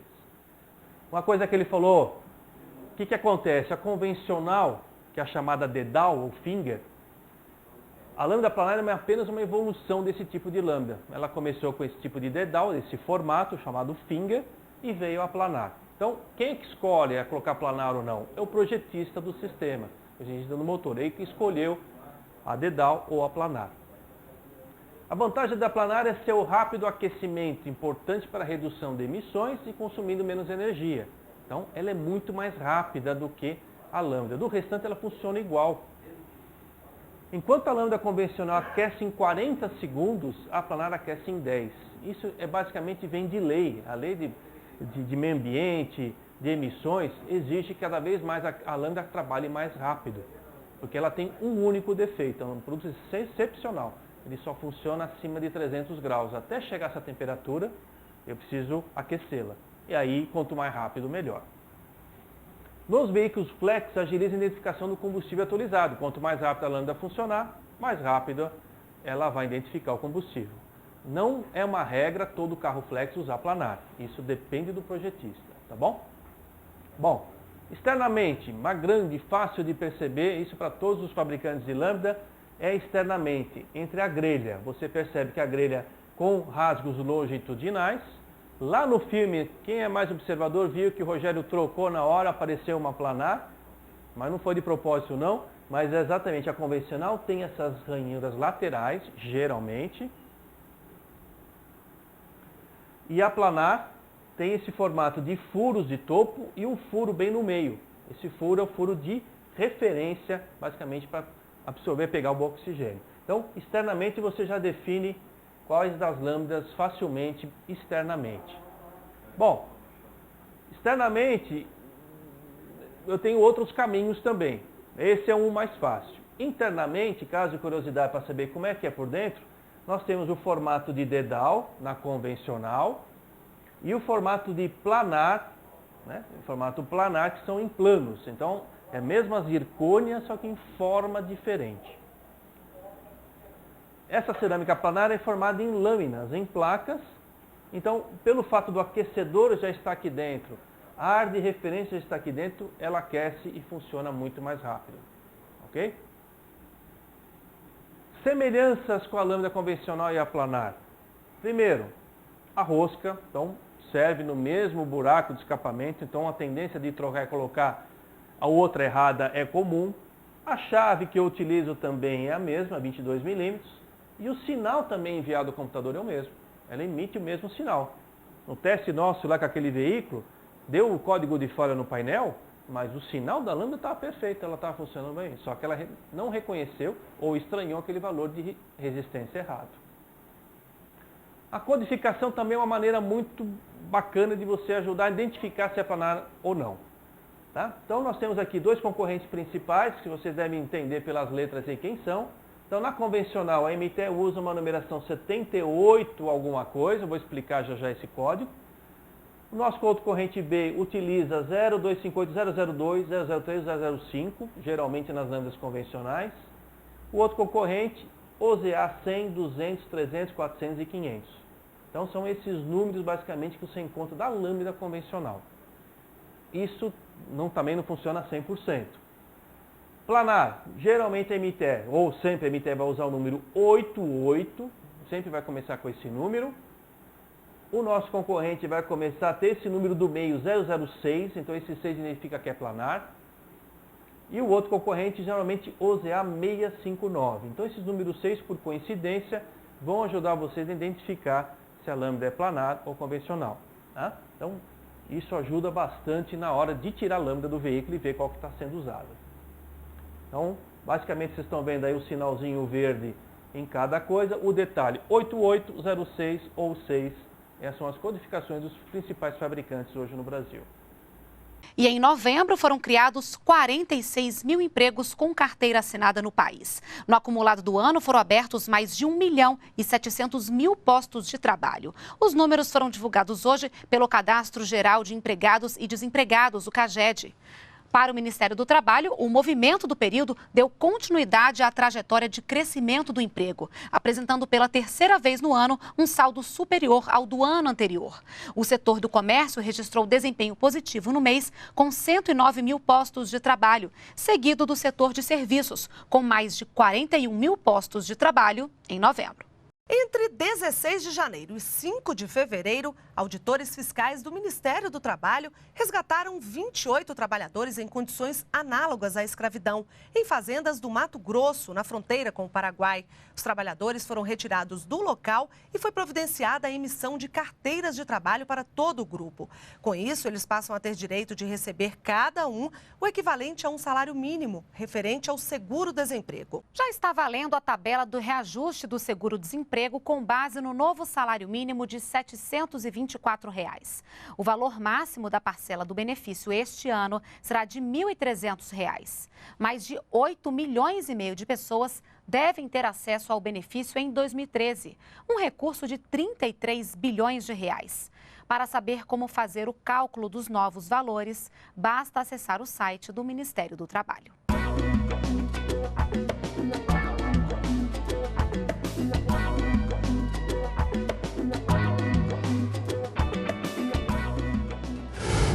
A vida do trabalhador que precisa emitir o registro profissional ficou mais fácil. É que agora é possível fazer o pedido pela internet. O interessado tem apenas que fornecer os dados e fazer o acompanhamento online. 19 estados, além do Distrito Federal, já contam com um sistema que torna mais rápido esse serviço, o SIRP-Web. A expectativa é que até julho todo o sistema esteja implantado no país. Acompanhe a reportagem produzida pela redação da NBR.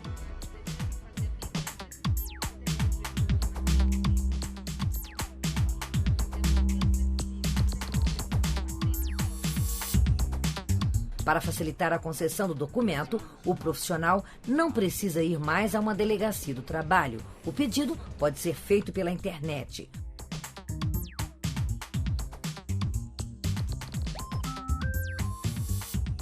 Nós iniciamos uma fase experimental no DF no dia 26 de novembro de 2012.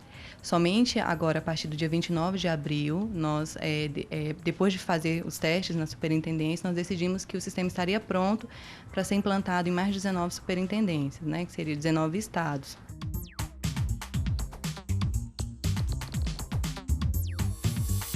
Os outros estados restantes, que seria São Paulo, Rio de Janeiro, Bahia, Minas Gerais, Pernambuco, eles terão a implantação do sistema está prevista para maio até o final de julho, né? Nós ainda estamos fazendo um planejamento para saber como vai se dar essa implantação ainda nos estados.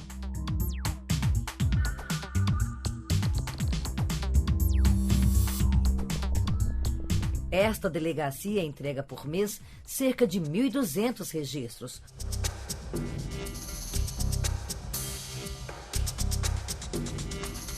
O novo sistema deu mais rapidez na emissão do documento. Lá tem um site, né, que ele já leva a um outro site que mostra todos os dados que a gente tem que trazer até aqui, toda a documentação, todas as xerox, e aí traz aqui rapidinho, nem precisa pegar senha nem nada, já vai direto no guichê, entrega a documentação e eles já mandam, né, o protocolo com o site para a gente poder ir vendo quando que está pronto o registro.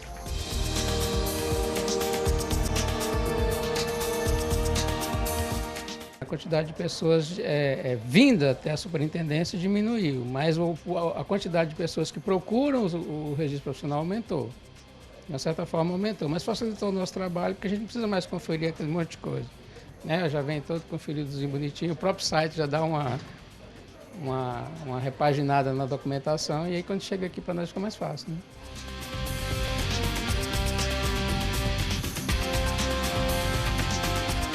E o sistema trouxe uma agilidade, sim, na análise dos processos. O trabalhador, por quê? Porque o interessado no registro profissional, ele já, fazendo a solicitação pela internet, ele já vem na superintendência munido de toda a documentação necessária. Então, isso acaba que o processo não contenha, facilitando que o processo seja montado com todos os documentos necessários e não gerando pendência.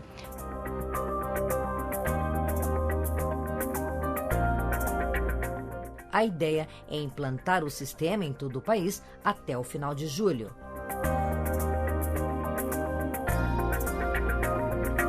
Foi bem mais adiantado do que se a gente tivesse que ter que vir aqui toda vez que a gente tivesse que pegar alguma informação.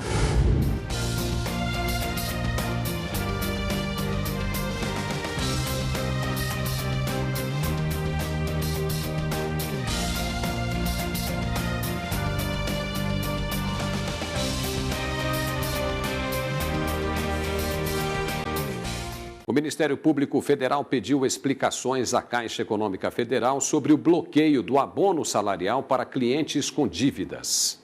A Caixa teve que explicar o bloqueio do abono salarial de uma mulher de Porto Alegre. A cliente ficou com o benefício bloqueado até a negociação de débitos com o banco. A instituição informou que, contratualmente, os depósitos realizados nas contas respondem pelas dívidas do titular, sendo que o bloqueio é realizado de forma preventiva até o pagamento. A terceira Câmara de Coordenação e Revisão do Ministério Público Federal quer informações porque o bloqueio não teria amparo legal e o banco não agiu conforme previsto em contrato.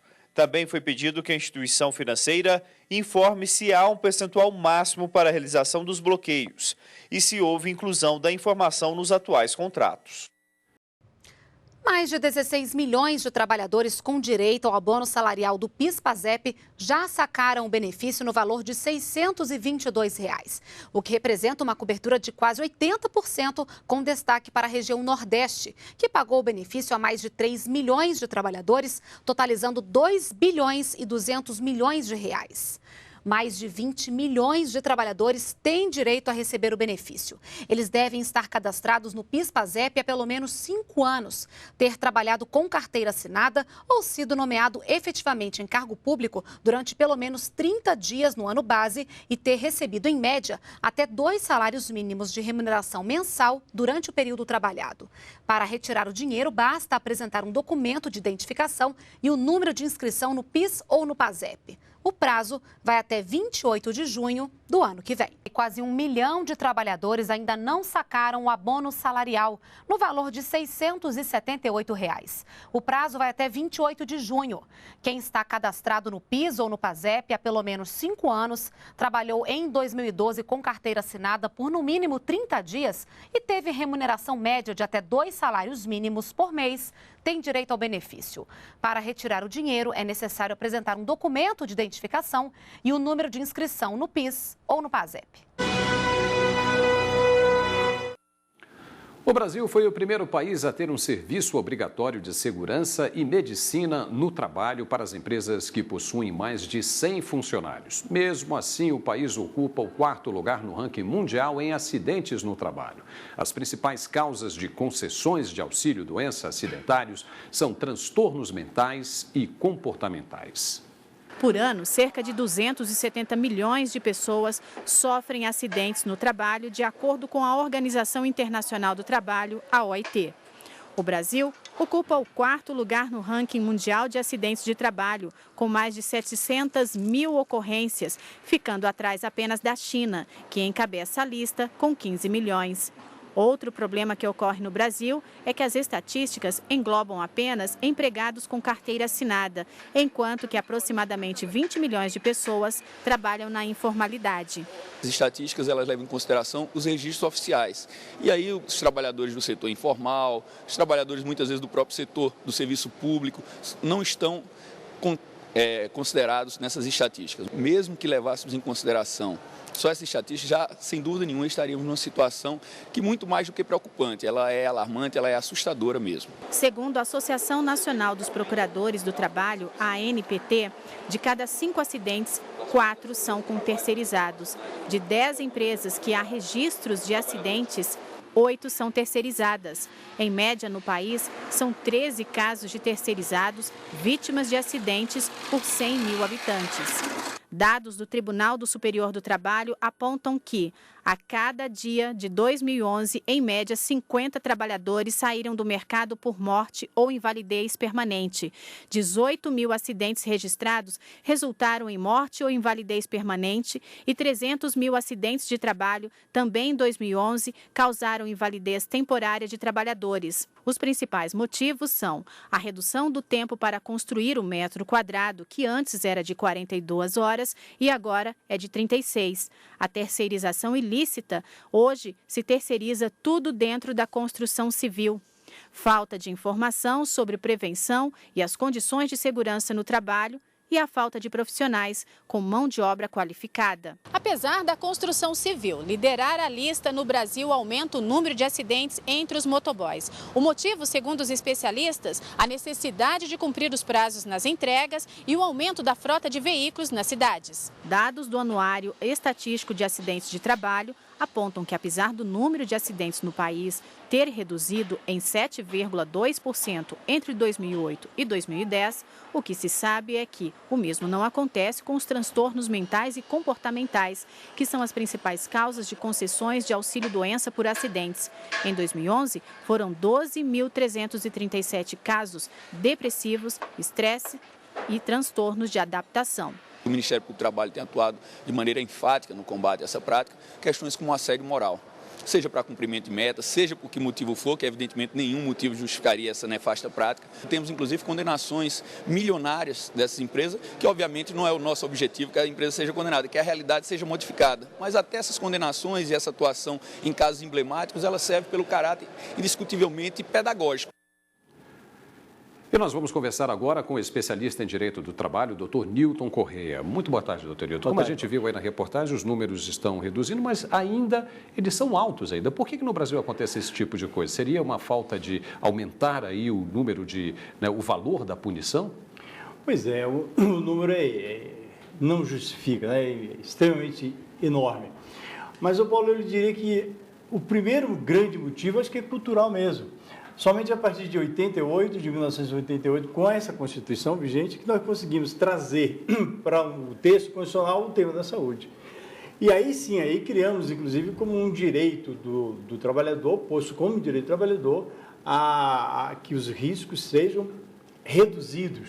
Então, é um direito de quem trabalha. Toda essa preocupação. E, claro, aí vários fatores pesam também na decisão do empresário na hora de ter esses cuidados, ou seja, na hora de reduzir os riscos. E o valor pequeno nas condenações, lamentavelmente, contribui para que haja um certo relaxamento, lamentavelmente, nesse ponto. E a quem que o empregado deve recorrer em causa de acidente do trabalho? Tá. Eu entendo que, em primeiro lugar, ir ao Ministério do Trabalho, ao Ministério Público do Trabalho, que tem tido uma atuação muito importante nesse segmento, e também aos seus sindicatos. Se puder fazer isso preventivamente, muito melhor. Tá, e qual é a responsabilidade das empresas com relação à segurança dos trabalhadores? Pois eu lhe diria que é plena, porque o direito à saúde, pela Constituição atual, é um direito de todo cidadão e um dever do Estado e da sociedade em geral. A própria Constituição criou um seguro de acidente de trabalho. Nós chegamos Veja a que ponto que nós chegamos. Vai no texto constitucional a criação de um seguro de acidente de trabalho. Ou seja, é o reconhecimento de que temos um volume excessivo e precisamos criar um seguro para esse tipo de atividade.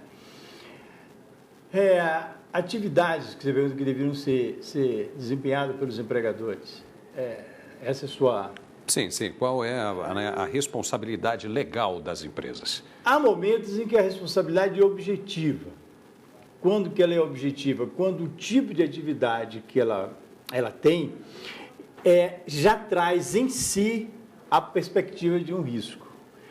Ou o risco pela periculosidade ou um risco pela insalubridade. Mas há inerente o risco. Se falamos aqui de motoboy, recentemente o Tribunal Superior do Trabalho entendeu que essa atividade de motocicleta, de serviço de entrega rápida por motocicleta, é inerente a ele o risco, porque ele está ali, como se viu, passando por carros, etc. Então, ele tem detentor de um risco, aí a responsabilidade é objetiva.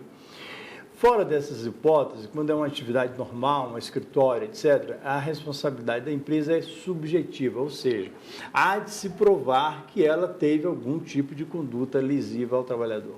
E no caso do trabalhador que não está usando um equipamento de segurança e acontece um acidente? Veja bem, a empresa fornece o equipamento de segurança, o empregado não está usando e acontece o acidente. De quem é a responsabilidade? Então vamos dividir assim, Paulo. Em primeiro lugar, ótimo quando é uma empresa que fornece. Infelizmente, não tem sido a prática mais comum no trabalho. Há também as que fornecem, mas o equipamento não é suficiente, tá? Porque o equipamento é mais barato, ficou mais em conta para a sua aquisição. Agora, fornecendo o equipamento correto, e se o trabalhador não utilizar, ele tem de ser despedido. Essa é a prática. Não se pode permitir, o empregador não pode permitir que ele forneça o equipamento e o empregado se recusa a utilizá-lo. Ou seja, acontecendo um acidente, mesmo ele usando ou não, e a empresa fornecendo o equipamento, a responsabilidade legal será da empresa. Há uma transferência de responsabilidade. E no caso, por exemplo, de um motorista de caminhão que não é habilitado, é contratado por uma empresa e provoca um acidente, de quem vai ser a responsabilidade nesse caso? Pois é, veja assim, tome como comparação que se divulga muito de o pai que não fiscalizou corretamente a chave, não guardou corretamente a chave do seu carro e a criança pega o carro, sai e tem um acidente. O pai é responsabilizado, evidentemente o pai é responsabilizado. No mesmo sentido, a responsabilidade civil pelos acidentes que ocorrerem ali será da empresa, sem dúvida alguma. Ela não terá nenhuma responsabilidade com relação ao empregado que, sem autorização legal, porque não tinha habilitação, foi dirigir o veículo. Doutor Nilton, muito obrigado mais uma vez por seus esclarecimentos aqui no Jornal da Justiça. Obrigado. Uma boa tarde, senhor. Quase 2 milhões de trabalhadores ainda não sacaram o abono salarial no valor de um salário mínimo. Tem direito a receber o benefício o trabalhador que teve vínculo empregatício por pelo menos 30 dias em 2012 e recebeu em média 2 salários mínimos. O prazo para resgatar o benefício de R$ 678 vai até 28 de junho.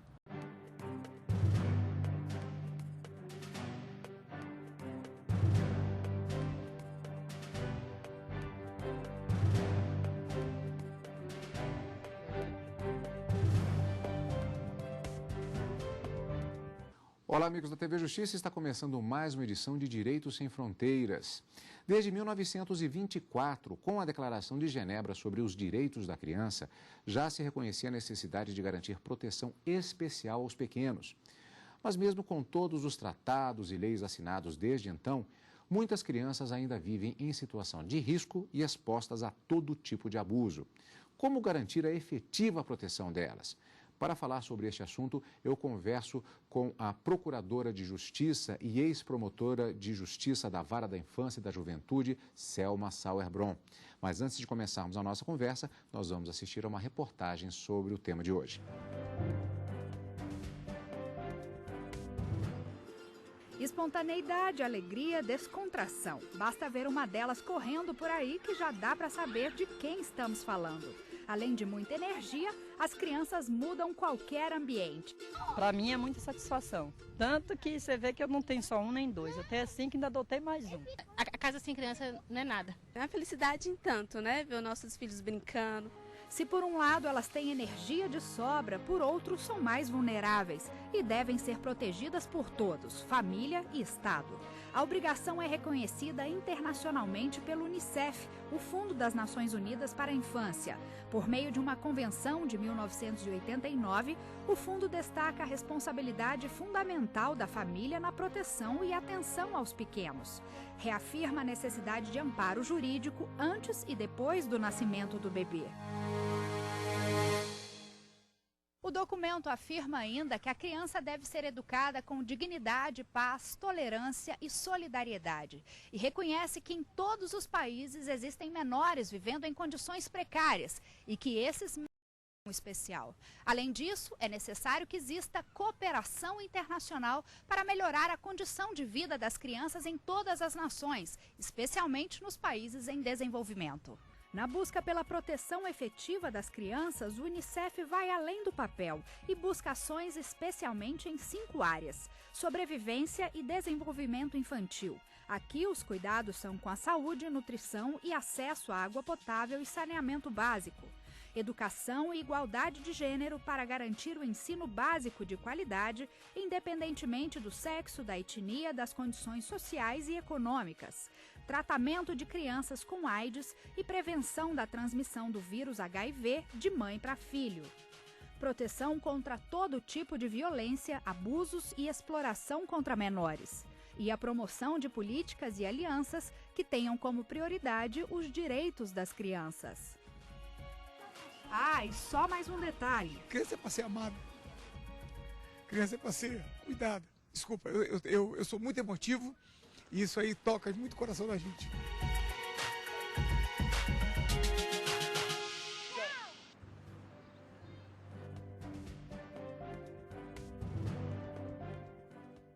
Eu normalmente gosto de começar os nossos temas com um recorte histórico.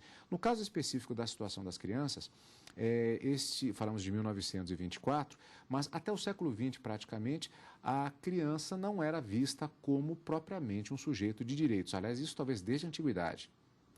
Isso. E ao longo da história é possível identificar várias passagens, né, em que a criança ela é tida como objeto de manipulação, objeto que pode ser lançado, jogado no rio, jogado pela ladeira abaixo, objeto de maus tratos. A partir da Convenção, a Declaração de Genebra de 1924, né, eu penso que foi um momento assim, marcante para a proteção da criança e do adolescente, no sentido de que, apesar da declaração não ter trazido tanto detalhamento em termos de proteção, ela reconheceu que criança e adolescente necessitavam de uma proteção diferenciada. Um outro documento também que nós podemos apontar é a Declaração Universal dos Direitos do Homem. Foi reservado ali um dispositivo que reproduziu esse dispositivo da Declaração de Genebra quanto à proteção especial. Em seguida, aí sim nós tivemos, né, como primeiro documento internacional específico para a criança, que foi a Declaração Internacional dos Direitos da Criança, que reconheceu todos os direitos fundamentais especiais para a criança e para o adolescente. E, finalmente, nós tivemos a Convenção Internacional dos Direitos da Criança de 1989. Essa sim, ela é reconhecida mundialmente como um instrumento internacional de maior peso em termos de proteção à criança e ao adolescente. Conceito de criança. Há uma variação entre os países sobre a definição do que é uma criança. Nós nós temos a Convenção Internacional, não é, que diz que criança é todo indivíduo que possua menos de 18 anos, não é, porém deixou reservado para cada país de apresentar uma outra conceituação.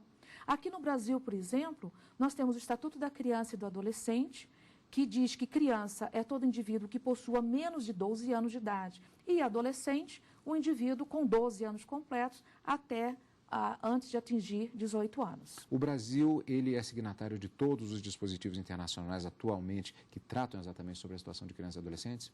Ele é não só signatário, mas ele busca também, dentro de uma certa rapidez de incorporar esses princípios ao ordenamento jurídico nacional. Recentemente tivemos, inclusive, a divulgação do chamado IDH, o Índice de Desenvolvimento Humano, que mostra situações de diversas comunidades, diversas cidades, diversos estados que têm uma situação mais pobre. A situação, no caso do Brasil, nessas unidades da federação, ela é mais complicada do ponto de vista de crianças e adolescentes. Isso seguramente, não é? Eu acredito que dentro dessa realidade social que nós experimentamos aqui no Brasil, as crianças seguramente elas têm sofrido muito. Têm sofrido porque elas ainda ficam em último plano, até mesmo no campo das políticas públicas. Em termos de comparação, é possível falarmos a respeito, até por conta dos dispositivos legais existentes no direito internacional, sobre quais os limites do que pode ser considerado abuso? Tudo que viole, né, ou que comprometa a boa formação de uma criança. Então, nesse sentido, né, nós temos assim podemos colocar um leque de situações que podem estar comprometendo ali o desenvolvimento da criança. Da mesma forma, em relação aqui no Brasil, envolvendo algumas tribos indígenas, né, que ainda trabalham com ritual de passagem da fase a criança para a fase da adolescência, né, em que a criança é submetida a alguns castigos físicos, etc. E até ampliando um pouco, porque falamos aqui especificamente das tribos indígenas que têm determinados costumes, determinadas questões culturais. Assim como também dentro do país há comunidades provenientes de práticas religiosas ou etnias que têm práticas muito singulares e que às vezes poderiam se chocar com o que está previsto na lei. Por exemplo, a própria questão dos casamentos arranjados, casamentos de crianças de tenra idade. Como o agente público lida com situações como essa? Vamos pegar o exemplo especificamente do Brasil. A questão, quando ela chega às barras da justiça, ela geralmente é resolvida dentro de uma ponderação de valores. Tá? A cultura é um valor prestigiado pela nossa Constituição? Mas é possível a gente trabalhar com um valor fundante, não é?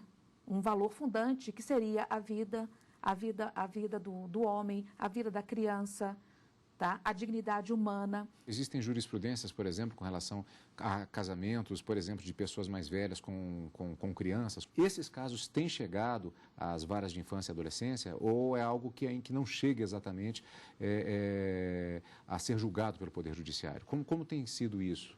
Tá. Aqui no Brasil, nós não temos isso como uma cultura, esses casamentos prometidos. Né? Então, toda vez que chega um caso de uma adolescente, já é na fase da adolescência, em que se busca uma autorização para o casamento, né, se analisa, tudo vai ser resolvido caso a caso. Tá? E, nesse tipo de situação, é muito importante que se organize uma norma de decisão a partir de um princípio. O que nós temos? Nós temos ali uma adolescente de 15 anos de idade, uma adolescente que está grávida, uma adolescente que já está numa relação estável com seu companheiro, não é? Ou seja, uma decisão judicial que não autorize esse casamento, na realidade não vai ter qualquer efeito prático, no sentido de que aquelas pessoas não vão se separar por conta de uma decisão judicial que não chancelou aquela relação. Então, é tudo decidido muito caso a caso. Existem situações, por exemplo, em que não haja a autorização, ou nem sequer tenha se pedido e tenhamos, por exemplo, digamos assim, uma situação de união estável, digamos dessa forma, e que um dos cônjuges, digamos assim, seja, por exemplo, menor de 14 anos. Há algum caso desse tipo? Isso é tratado como uma denúncia? Já houve, diante da legislação, inclusive da legislação mais antiga, uma situação de hipótese de estupro presumível? Como é tratado isso? Bom, é uma questão bastante difícil, na verdade. É uma questão assim, bastante difícil. Geralmente, quando essa questão chega às barras da justiça, a adolescente está grávida, se tem uma união estável e dificilmente se parte para um pedido de autorização para casamento.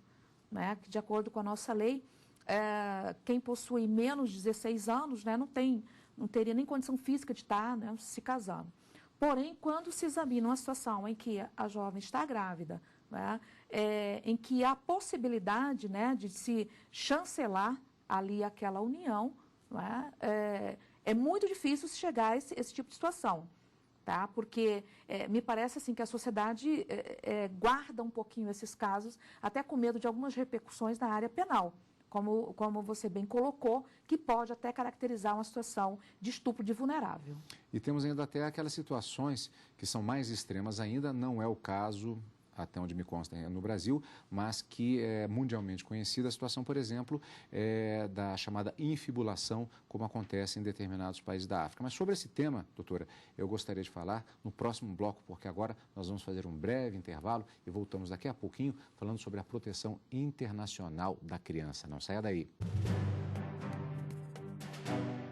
Vem aí o segundo Seminário Nacional do Instituto Baiano de Direito Processual Penal, que vai abordar o tema Processo Penal e Democracia. O evento é voltado para os profissionais do direito e estudantes, de 21 a 24 de agosto, no auditório do edifício Mundo Plaza, em Salvador, na Bahia.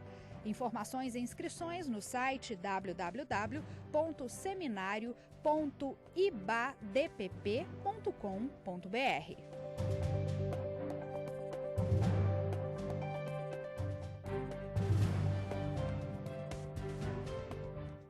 O Direito Sem Fronteiras está de volta. Hoje nós estamos falando sobre proteção internacional da criança. Doutora Selma, falávamos a respeito, na verdade eu antecipei que eu gostaria de abordar já no início desse segundo bloco, a respeito de situações extremas, como um exemplo é a chamada infibulação, o corte do clitóris, que é característico de alguns países, particularmente, salvo engano, do norte da África.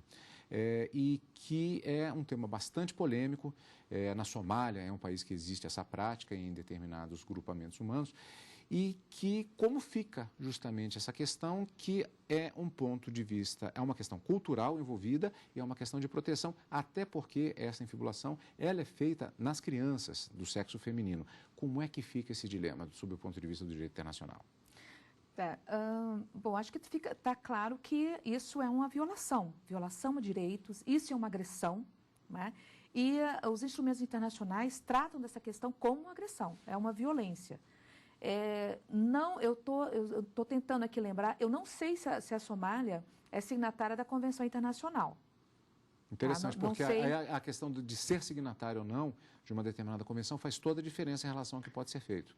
Exatamente, porque enquanto instrumento normativo, não é, ele obriga, a convenção não só orienta, não é somente uma diretriz em termos de políticas públicas, em termos de proteção, mas também a convenção, ela traz algumas responsabilidades para os países que estiverem, de alguma forma, violando os seus princípios. Esse critério de tentativa de equilíbrio entre a questão cultural e a questão da proteção, isso é o que se faz em todos os países que são signatários dos dispositivos internacionais de proteção.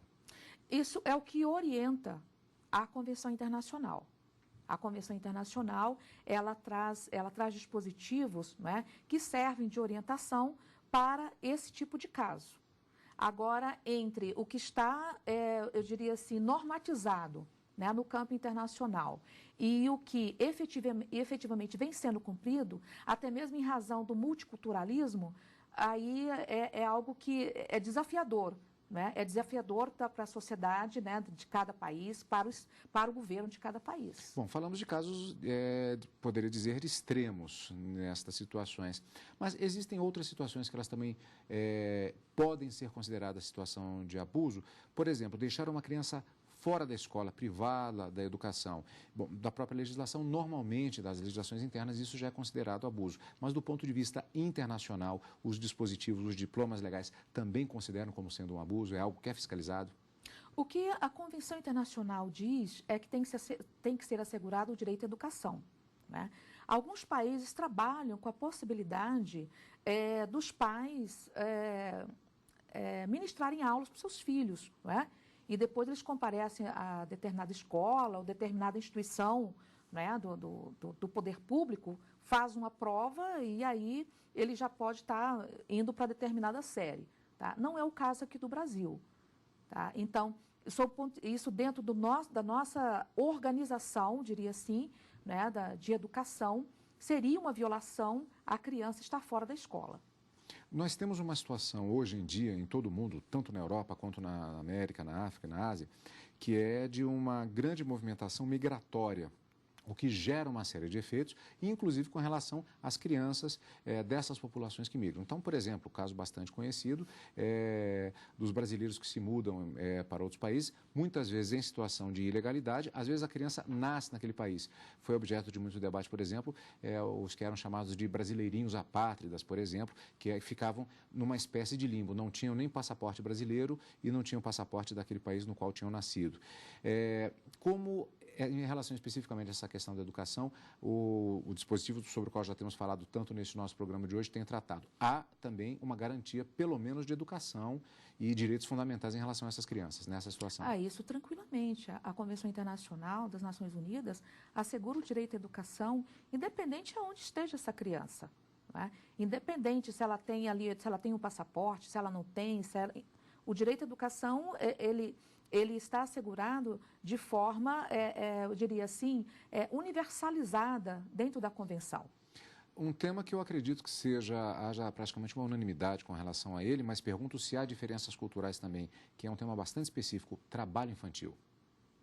É outra questão cultural, né? Quer dizer, ao mesmo tempo que é uma exploração, que é um abuso, que é uma violência, né? É também uma questão cultural.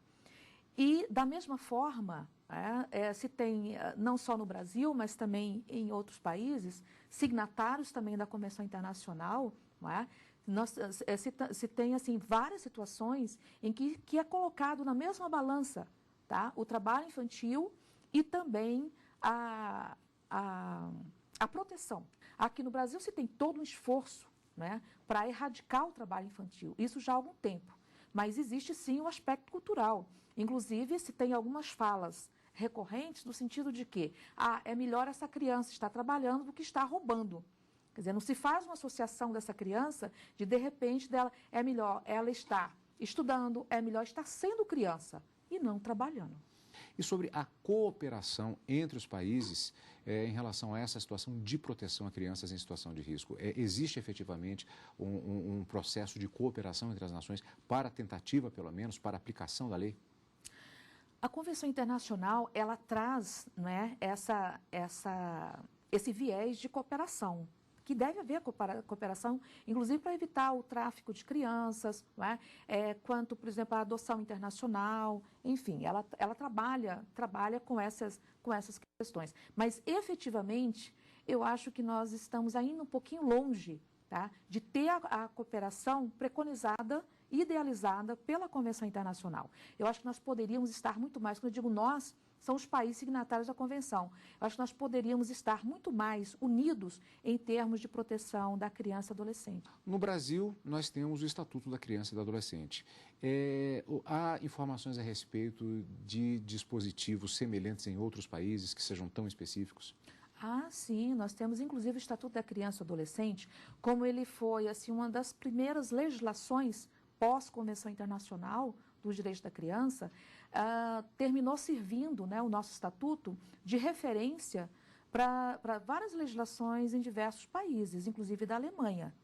Tá? Então, nós temos na América Latina, temos várias legislações, vários estatutos semelhantes ao nosso. A situação do sequestro internacional. Há diversos casos em que pais, no caso especificamente, por exemplo, uma mãe brasileira e um pai estrangeiro, a criança é levada para um outro país.